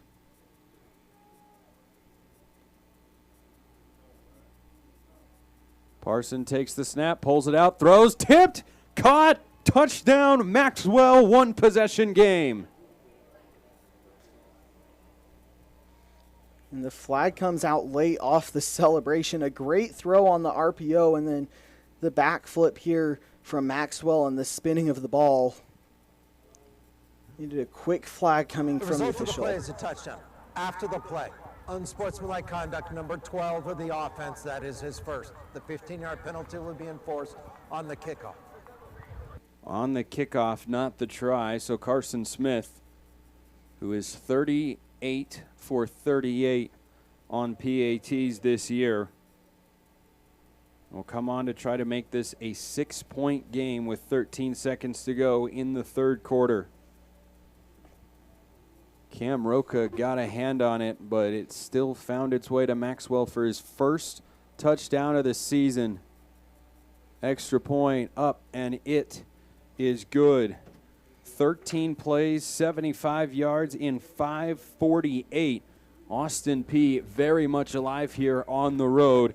And Jeff Ferris talked to us earlier this week, Dallin, about how he demands a championship effort from his team. That's what it can take to overcome a 2-possession deficit on the road, but that's what that drive looked like there. It really did, and it's just moving on to the next play, not letting the turnover on the last drive hurt the offense on the following drive as well. They put it behind them and just move on to the next play, drive down the field, make it a one-score game once again. And after the 15-yard penalty coming here on the kickoff, we might see our first return of the night. We very well could, unless Carson Smith really gets into one, or let me throw this one at you.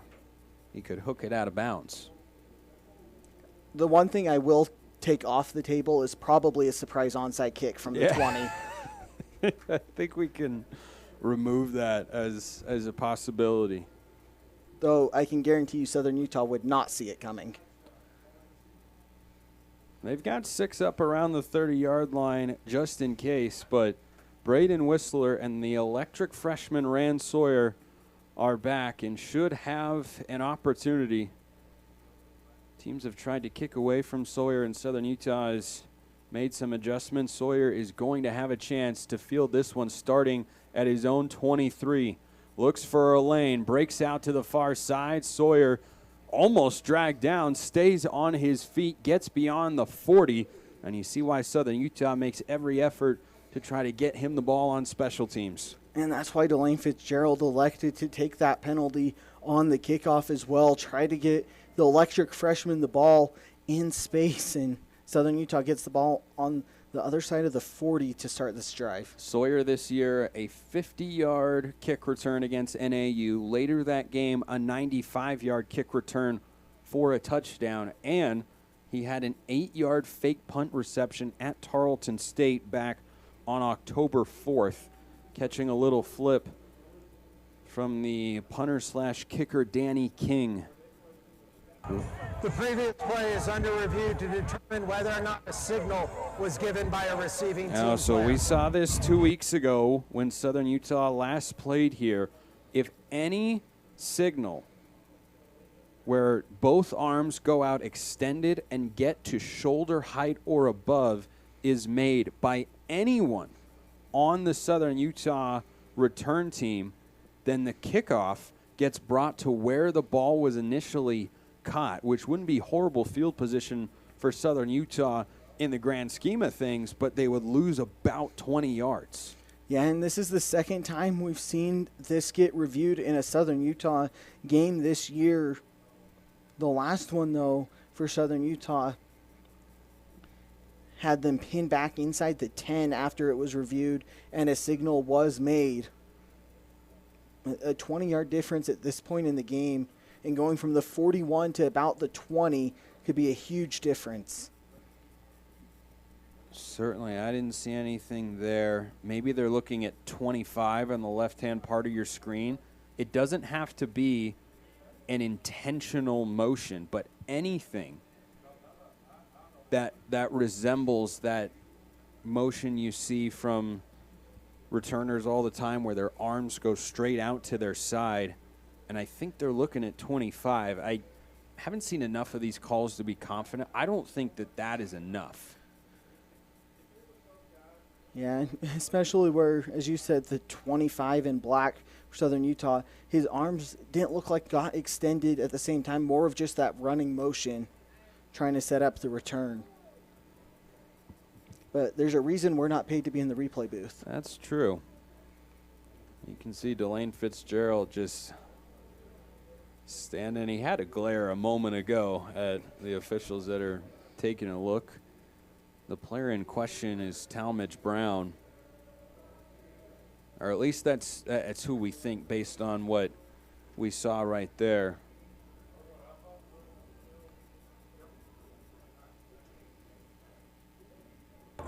After review, there was no signal. First down, Southern Utah at the end of the run.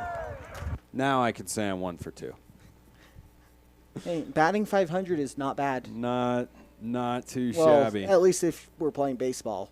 Reviews might be a little different. Baseball season is still ongoing for another inning and a half, maybe more. Blue Jays lead the Dodgers 4-3, but Josh Dye got himself going on that last drive that led to a field goal for Southern Utah. Yeah, already 45 yards in the second half for the Thunderbirds lead back.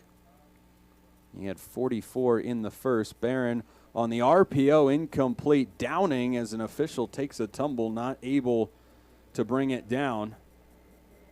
And the umpire slow to get up. We'll see if he's all right when the fourth quarter, no, they say only 3 seconds came off the clock. So we will see one more play in the third quarter. And Barron just a bit high there on the throw to Downing. Barron yet to complete a pass here in the second half after 15 completions in half number 1. Both offenses have slowed relative to what they had in the first quarter of this game. I've not seen this formation from Southern Utah yet tonight. And they run it with Dye, who cannot escape. The initial hit, Davion Hood, the Temple transfer in his second season with the Governors, makes a stop, and Jeff Ferris is fired up as his team has forced a third down and long, and the Thunderbirds looking to convert when we come back. Could we have an upset brewing in Cedar City? We'll find out right after this. On Austin Peay quarterback Chris Parson, here's Kendall.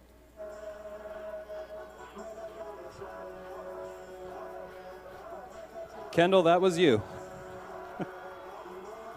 Nope, maybe not. Technological malfunction there as we come back to a third down and 10. We'll check in with Kendall McGuire in just a moment. Austin Peay showing blitz here. See how Southern Utah tries to counter it. Barron batted up into the air. It is on the ground, incomplete. Thunderbirds dodge a bullet. More pushing and shoving after the play. Officials come running in. No flags are down, but the Governors have gotten the stop that they were looking for. First time we've seen a Bronson Barron pass deflected in this game. Yeah, and it was Ed Riley, the center for Southern Utah, once again. This time, though, playing defensive back off the tipped ball, getting the pass breakup to allow Southern Utah the opportunity to punt the ball away. So Danny King on to punt. The Governors will have a chance if they can field the punt cleanly to drive down, take the lead. King gets away a good punt. Fair catch called for and made by Javius Bond. Now let's see if we can check in with Kendall on Chris Parson.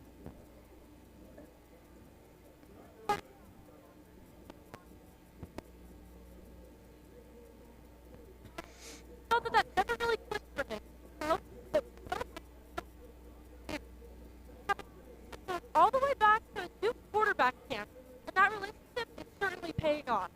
Southern Utah head coach Delane Fitzgerald says that Parson is the best offensive player in the UAC, and he leads the UAC in total yards per game with 290. All yours, Spencer. Thank you, Kendall. Great work. And Parson has run for 71 yards in this game. We'll see if he adds to that total as he tosses an incompletion here. He's now 11 of 19 for 107 yards and 2 touchdowns.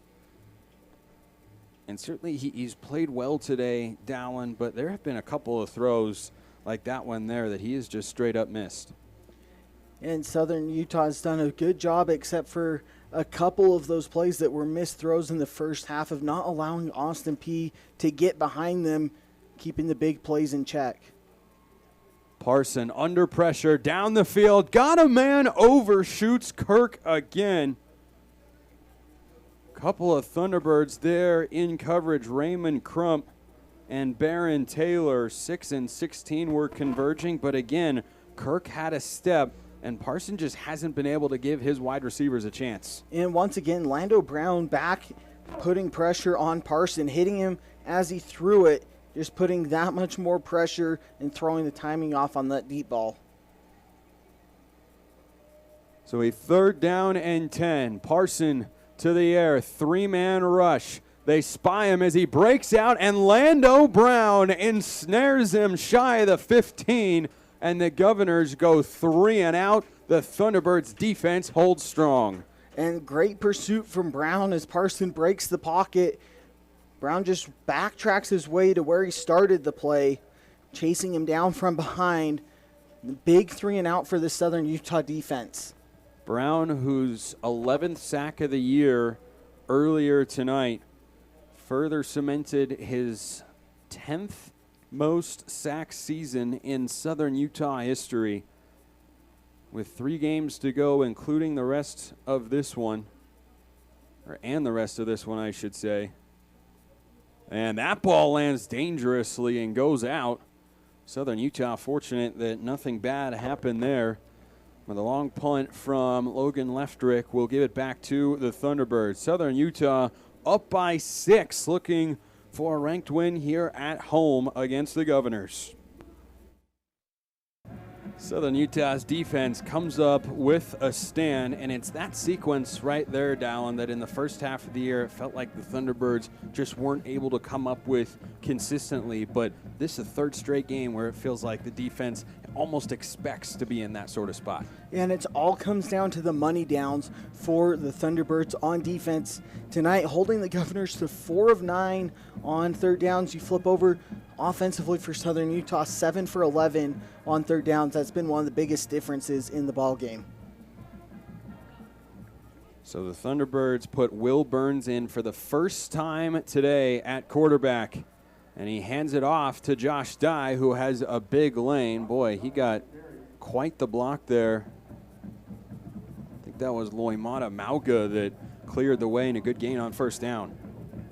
And just having number 4 in black back there at quarterback takes a couple eyes off of Josh Dye, and Burns, even though he's not carrying the ball on that play, allows Dye to get upfield for 5. All 3 quarterbacks that we have seen in this game have had significant interactions or stops at 3 different schools.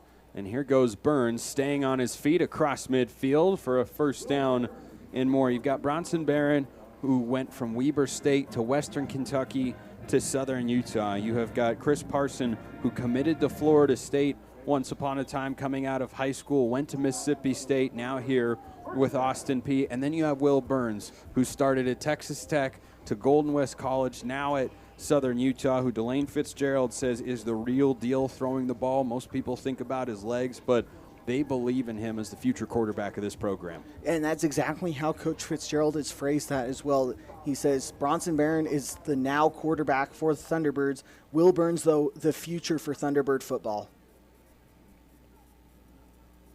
It is still Burns out there.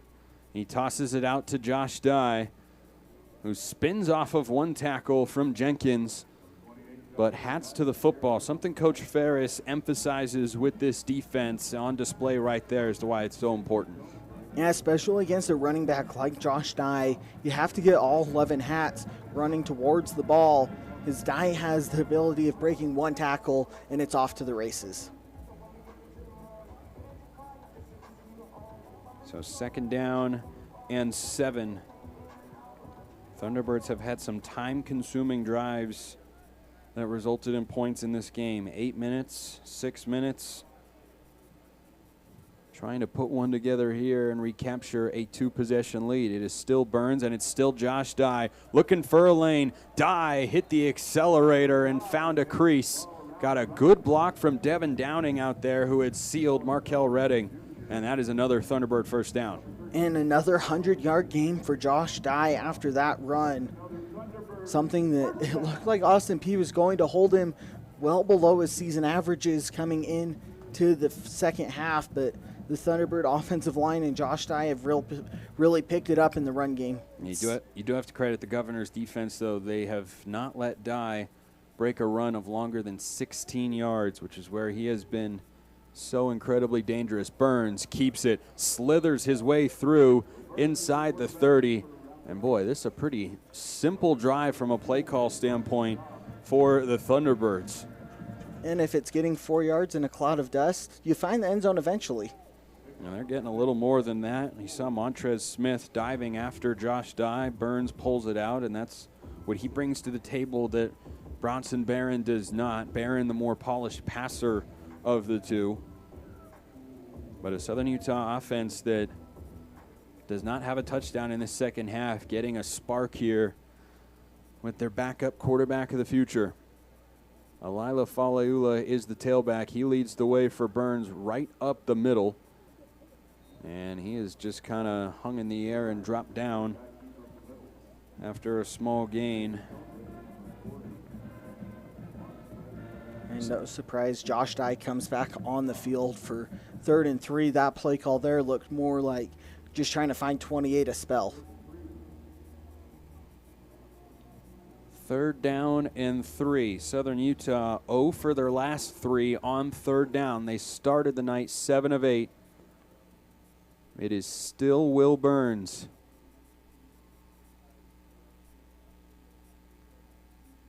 Dye up the middle, crashing off of white jerseys, fighting for every inch. We'll see where they spot it. Looks like it is 4th down. He's about a yard, maybe even a half yard short. A collection of Governors there to block the attempt, and Southern Utah is sending the field goal unit on, and it's Danny King once again, who hit a record 52-yard field goal to end the half, longest in SUU history. He is on for a 43-yard attempt to make this a 2-possession game in the 4th quarter.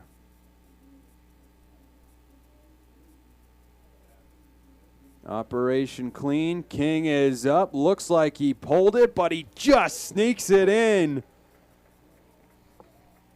4th field goal of the game for Southern Utah. They lead 26-17. 8:49 to go. We'll play it all out when we get back.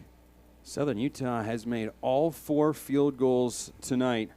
I do want to issue a quick correction. That 52-yarder at the end of the half by Danny King is tied for the 2nd longest in Southern Utah history.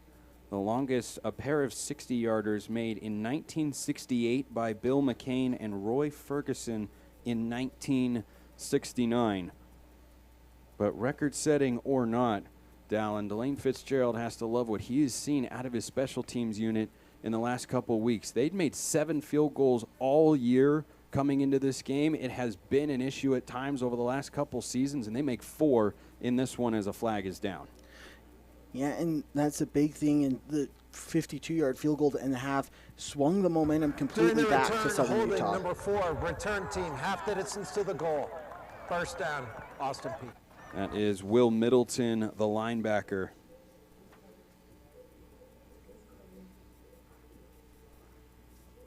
So out comes Chris Parson in this Austin Peay offense. A touchdown, then a 3-and-out last time they had the ball that was in this very area of the field. And we've seen the legs for Parson, 71 yards and a long run of 22, but just 11 of 20 throwing the football. The Southern Utah secondary has grown a lot this season, and we're seeing that on display again tonight.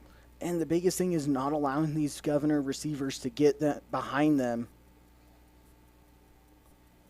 And on first down, not a whole lot doing. A late push after the play, and Kavion Hicks perhaps wisely helps the Governor to his feet. No flag comes out.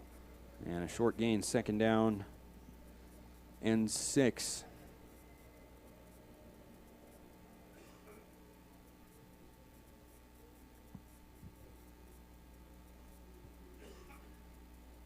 Parson keeps it around the right side, brought down another third down.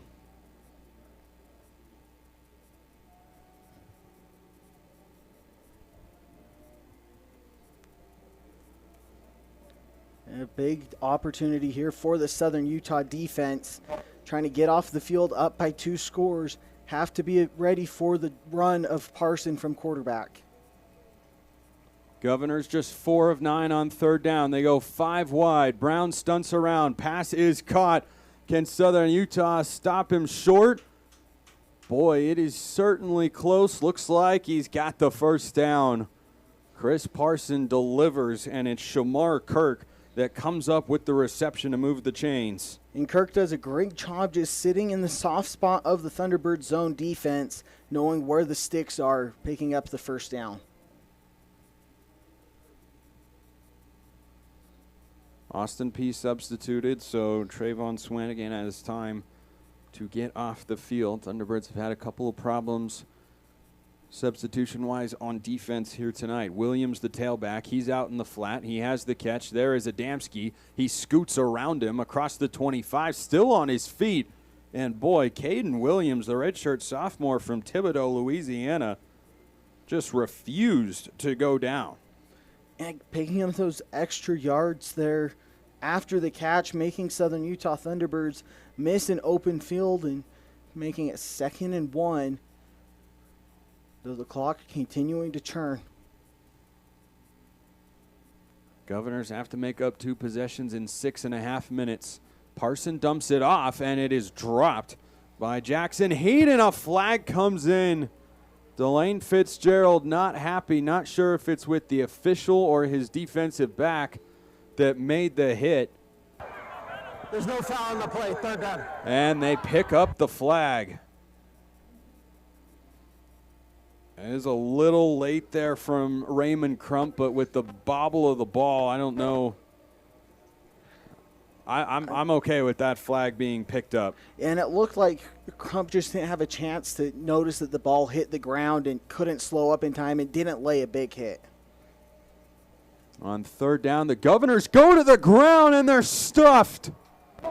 Nowhere to go. Blake Stillwell back there. Tuiaki as well.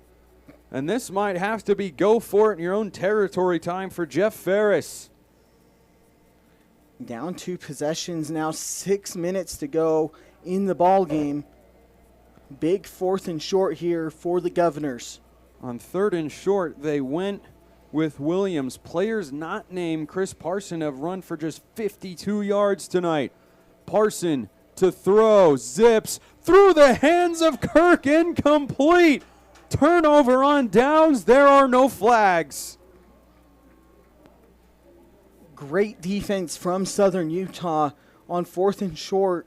Broke up the screen initially and then stayed on. Kirk just took his eyes off the ball at the last second, trying to get upfield It falls incomplete. Southern Utah defense comes up with a key stop. Kirk might have helped him out a little bit in that spot. But the Thunderbirds offense takes over with a 9-point lead and 5:51 to go. Every single one of those field goals looking big at the moment. Chris Parson just 13 of 24 for 123 yards. Does have 2 touchdowns through the air, 71 yards on the ground. But he is well below his statistical average. He goes for 290 of total yards per game. About 100 yards off that pace for now. We'll see if he gets another chance later in this one as Dye is dropped behind the line. Chase Allen read it all the way. Bronson Barron back in there at quarterback. Yeah, the Governors knew that 28 in black was getting the ball. Just shot up their gaps. Josh Dye had no chance to get back to the line of scrimmage on that one. Jeff Ferris still has all 3 timeouts. Southern Utah obviously using as much time as they can. The way the field goal unit has gone, I wonder if Southern Utah isn't content to run this ball 3 times, take some clock, and try their luck with the right foot of Rogers or King. Dye bounces to the outside, gets a great block from George. He's to the 20-yard line. Flag is down. And this is going to be a hold against Hayden George as Josh Dye looked for the explosive. And that is what the Thunderbirds didn't want, as that stops the clock. Holding, 88, offense, 10-yard penalty from the spot. Second out.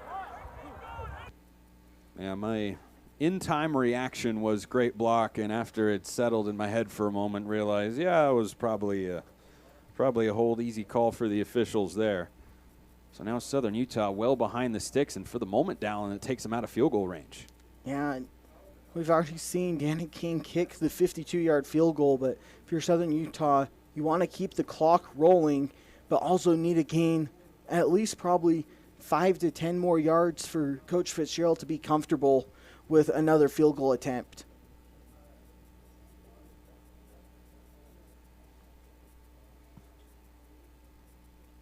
Barron gives to Dye, who patiently waits, bangs forward and picks up a few. 3rd down and very long. Do you consider on a 3rd and what I think will be about 19 is what they officially say, might be 18?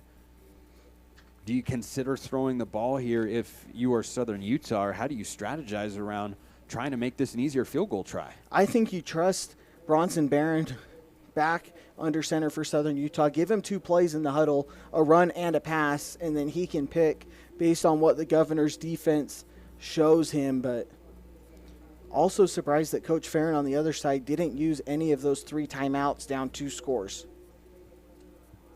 Clock rolling with 3:45 to play.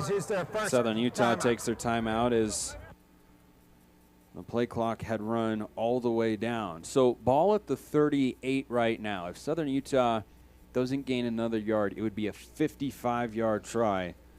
And King made his 52-yarder in this direction to end the first half, and he had enough leg probably to go to about 60. You just wonder at what point, and this is something coaching staffs think about and work on a whole heck of a lot, scenarios just like this, where do you have to get to kick a long field goal compared to where are we just going to punt it and make them go the length of the field, because you have to remember it's a 2-possession game. Yeah, and that's the big thing is the situation that this is in compared to the end of the first half, where that was the last play of the half, and aside from it being short and Austin Peay running it back for a score, that was going to end the half.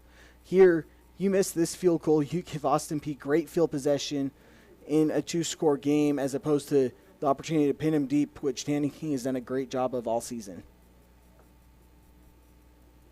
Thunderbirds started the season with a victory here at home against Idaho State. Feels like a lifetime ago.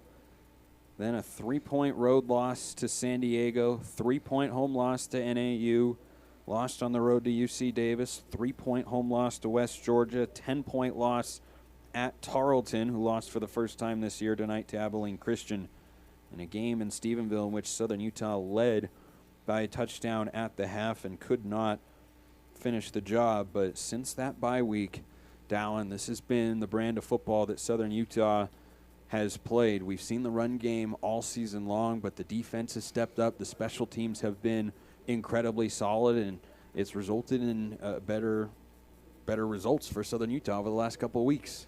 And that's what teams have to do on the bye week, especially when they're struggling in those close games. Hone in on what you do well and continue to do that, and you see Southern Utah do that once again here tonight. They threw the ball a lot in the first half, but then here comes the second half. They go back to number 28, up to 31 carries for his 110 yards. Yeah, he has had to work for it against this top-ranked Austin Peay run defense, best in the UAC. Has found some success, but not what he has done to some teams in this league here in 2025. He has been a breakout player. Over 1,200 yards, coming up on 1,300 yards for the season.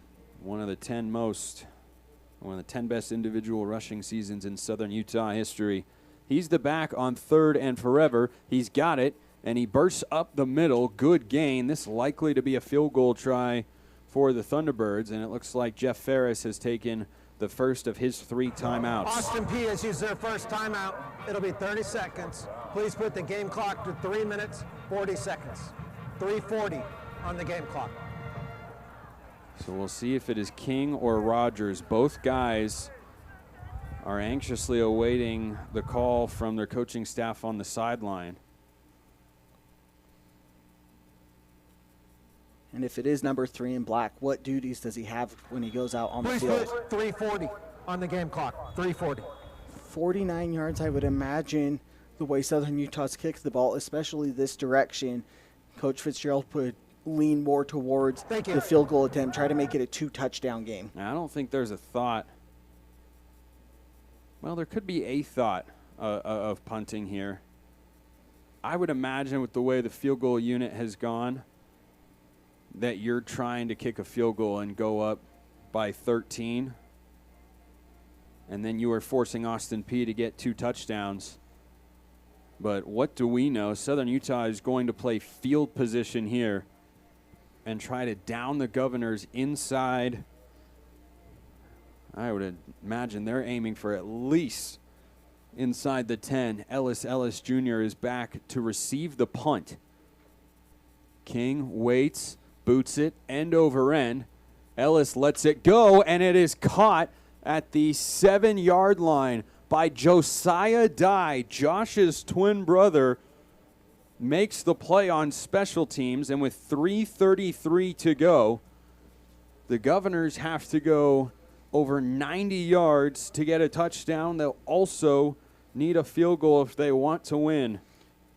And I feel like the fact that Southern Utah's up 2 possessions is why Delane Fitzgerald elected for the punt rather than a field goal. If that makes it a 2-possession game, you take the risk at 49 yards. I think you're right.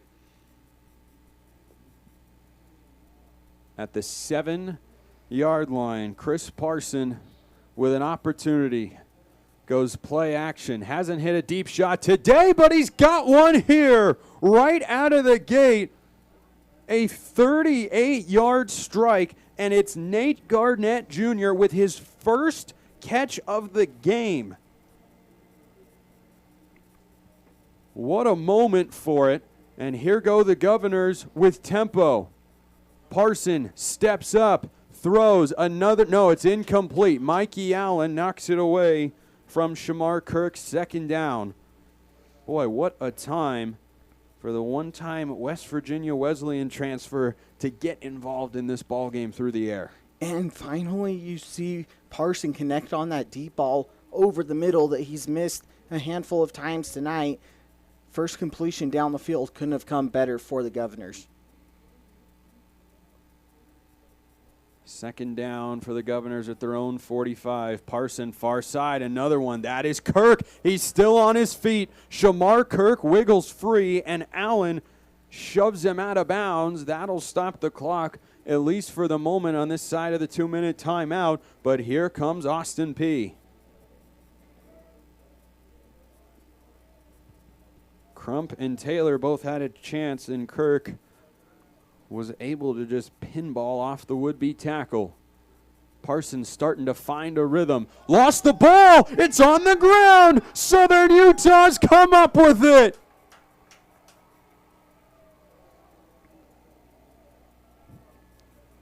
Thunderbirds football.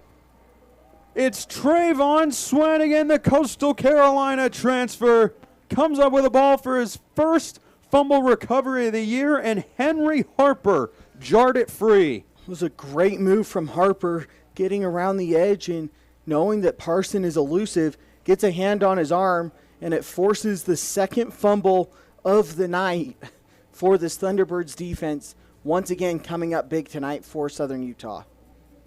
What a run of forcing turnovers this unit has been on in their last 3 games. 4 against Abilene Christian.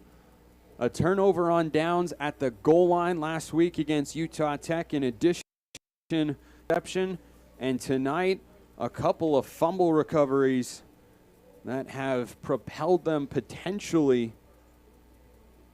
to another win over a ranked opponent.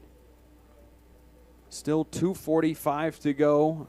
Governors have 2 timeouts, trailing by 9, and the 2-minute timeout. But Henry Harper, the redshirt junior native of Bountiful, Utah, was a part of a sack earlier today, forced a fumble last year, and does so for the first time this season. And here goes Josh Dye to the second level, breaks out. And that Governor's giving up some runs here to Dye in the second half as he adds to his total over 130 yards. It's the patience in the backfield for Dye, where he just keeps running east and west until he sees a sliver of green grass, and then he's off to the races. Southern Utah can let this get to the 2-minute timeout. Jeff Ferris will let it go and see if his defense can come up with a stop.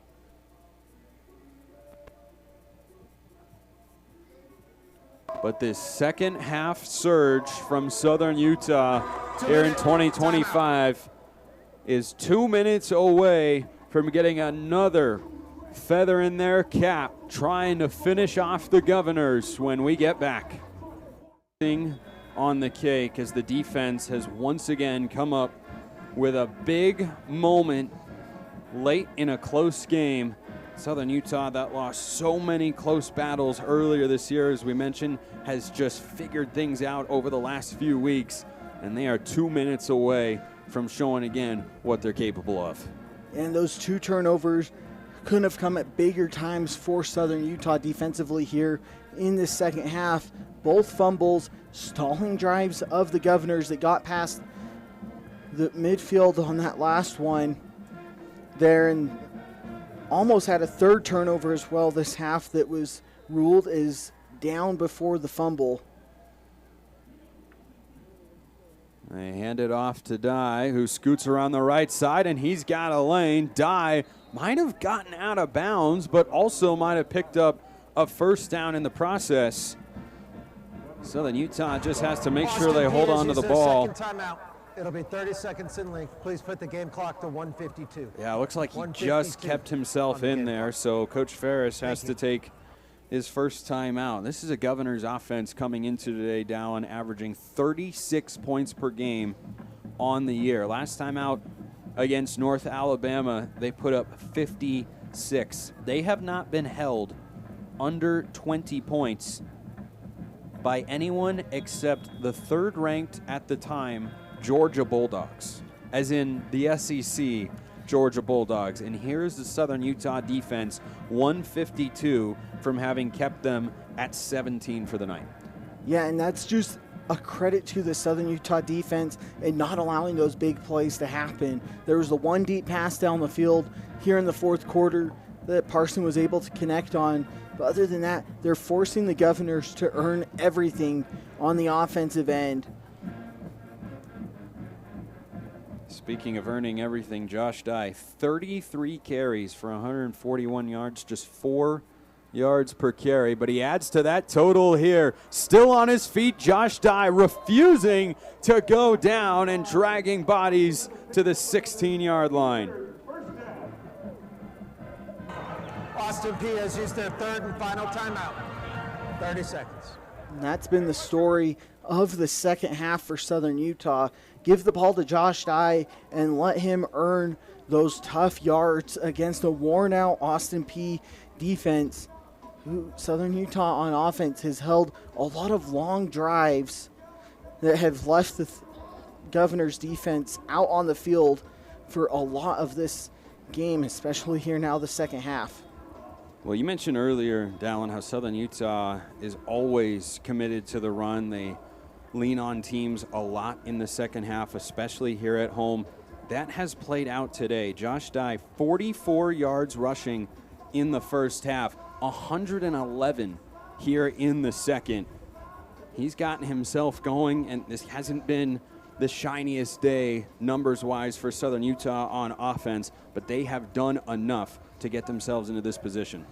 They have, and they've played complementary football back-to-back weeks now in all three phases.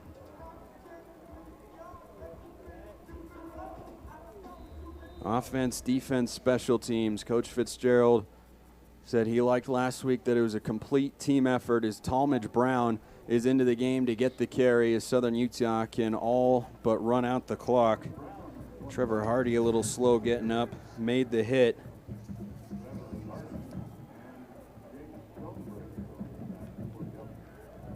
But the Thunderbirds just running things out on what will be their third consecutive victory.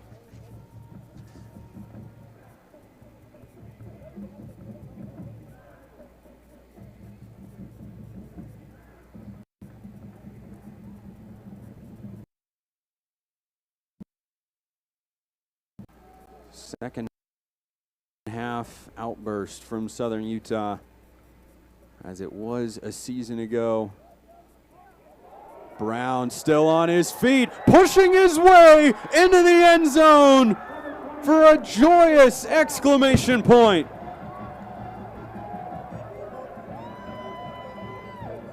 And Talmadge Brown getting these carries late in the game and gets the hard-earned touchdown run, not just for the yards after contact here, but he's had quite the journey here at Southern Utah with injuries. What a moment for him as the Thunderbirds go over 30 points. Pure elation down on the sideline as Southern Utah will win their third consecutive game, their second in their last three against ranked opponents in their last 7 games down. We were talking at halftime about the caliber of the UAC, how great of a league it is.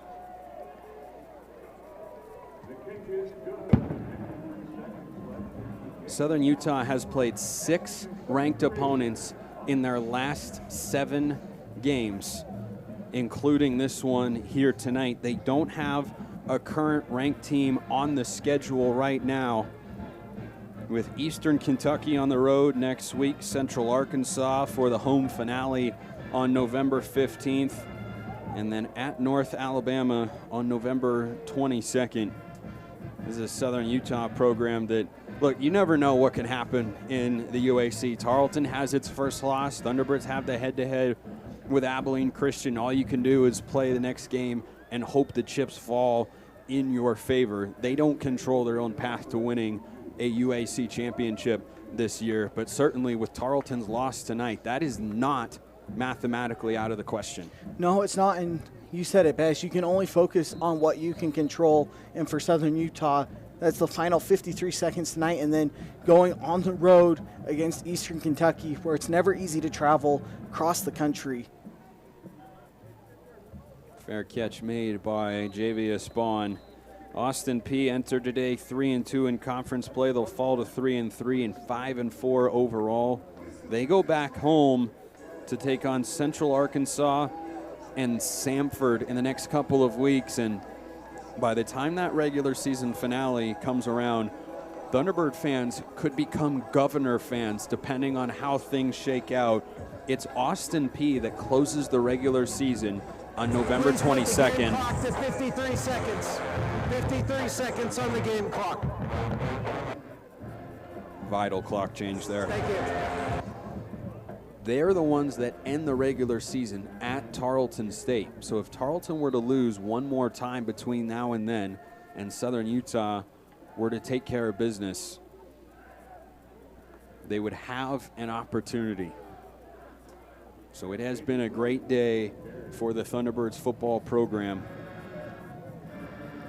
You'd probably figure, in spite of the gauntlet that Southern Utah has faced, how they've played, what the losses have looked like, sitting at 4-5, you would think an FCS playoff spot from an at-large standpoint is out of the picture. But if they were to win their final 3 games and wind up at 7-5, last year they were a 2-loss conference team in the UAC at 7-5, and they were one of the first 4 out of the playoff field for a program that hasn't been to the playoffs in football since 2017. Yeah, and you also look at the schedule Southern Utah played, and you talked about all the ranked teams where they only have a couple of those that have resulted in wins.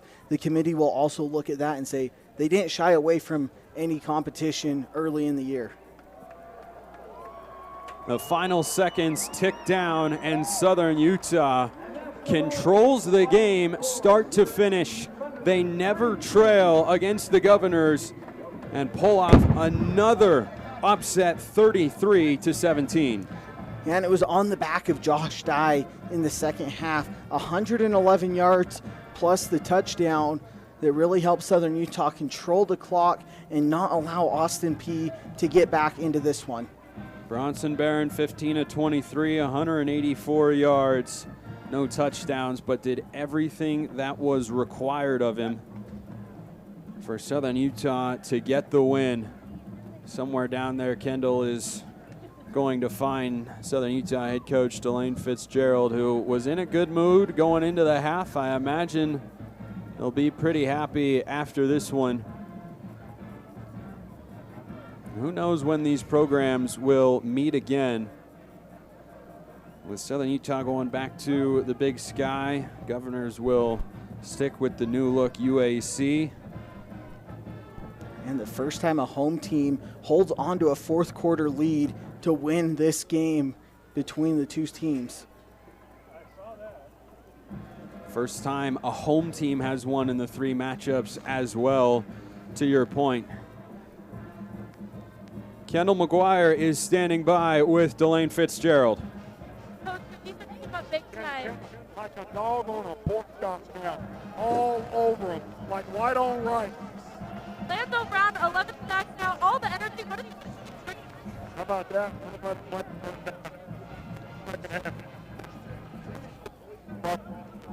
Oh, good for Lando, good for us. And 4 for 4 field goals. Danny King with a 52-yarder. What does that impact on your team? Yeah, Danny was huge tonight. Danny was a weapon tonight, which is what we bought him. We brought him here to be a weapon, and he was tonight. Coach, congratulations. Thank you, Kendall. Great as always. That'll do it for us here on the broadcast side. For Dallin Richards and Kendall McGuire, along with our outstanding production crew, I'm Spencer McLaughlin saying so long. This has been a production of ESPN. All games streaming live or archived in the ESPN app. And as well, if I can get the promo information to load, get all of ESPN college football all in one place with the all-new ESPN app. Unlock with the ESPN Unlimited plan or log in with your TV provider. Southern Utah beats Austin Peay 33-17, the final. That'll do it for us from Cedar City tonight. Hope you enjoyed it. We certainly did. We'll see you next time, everybody. Until then, hope you all have a wonderful rest of your night.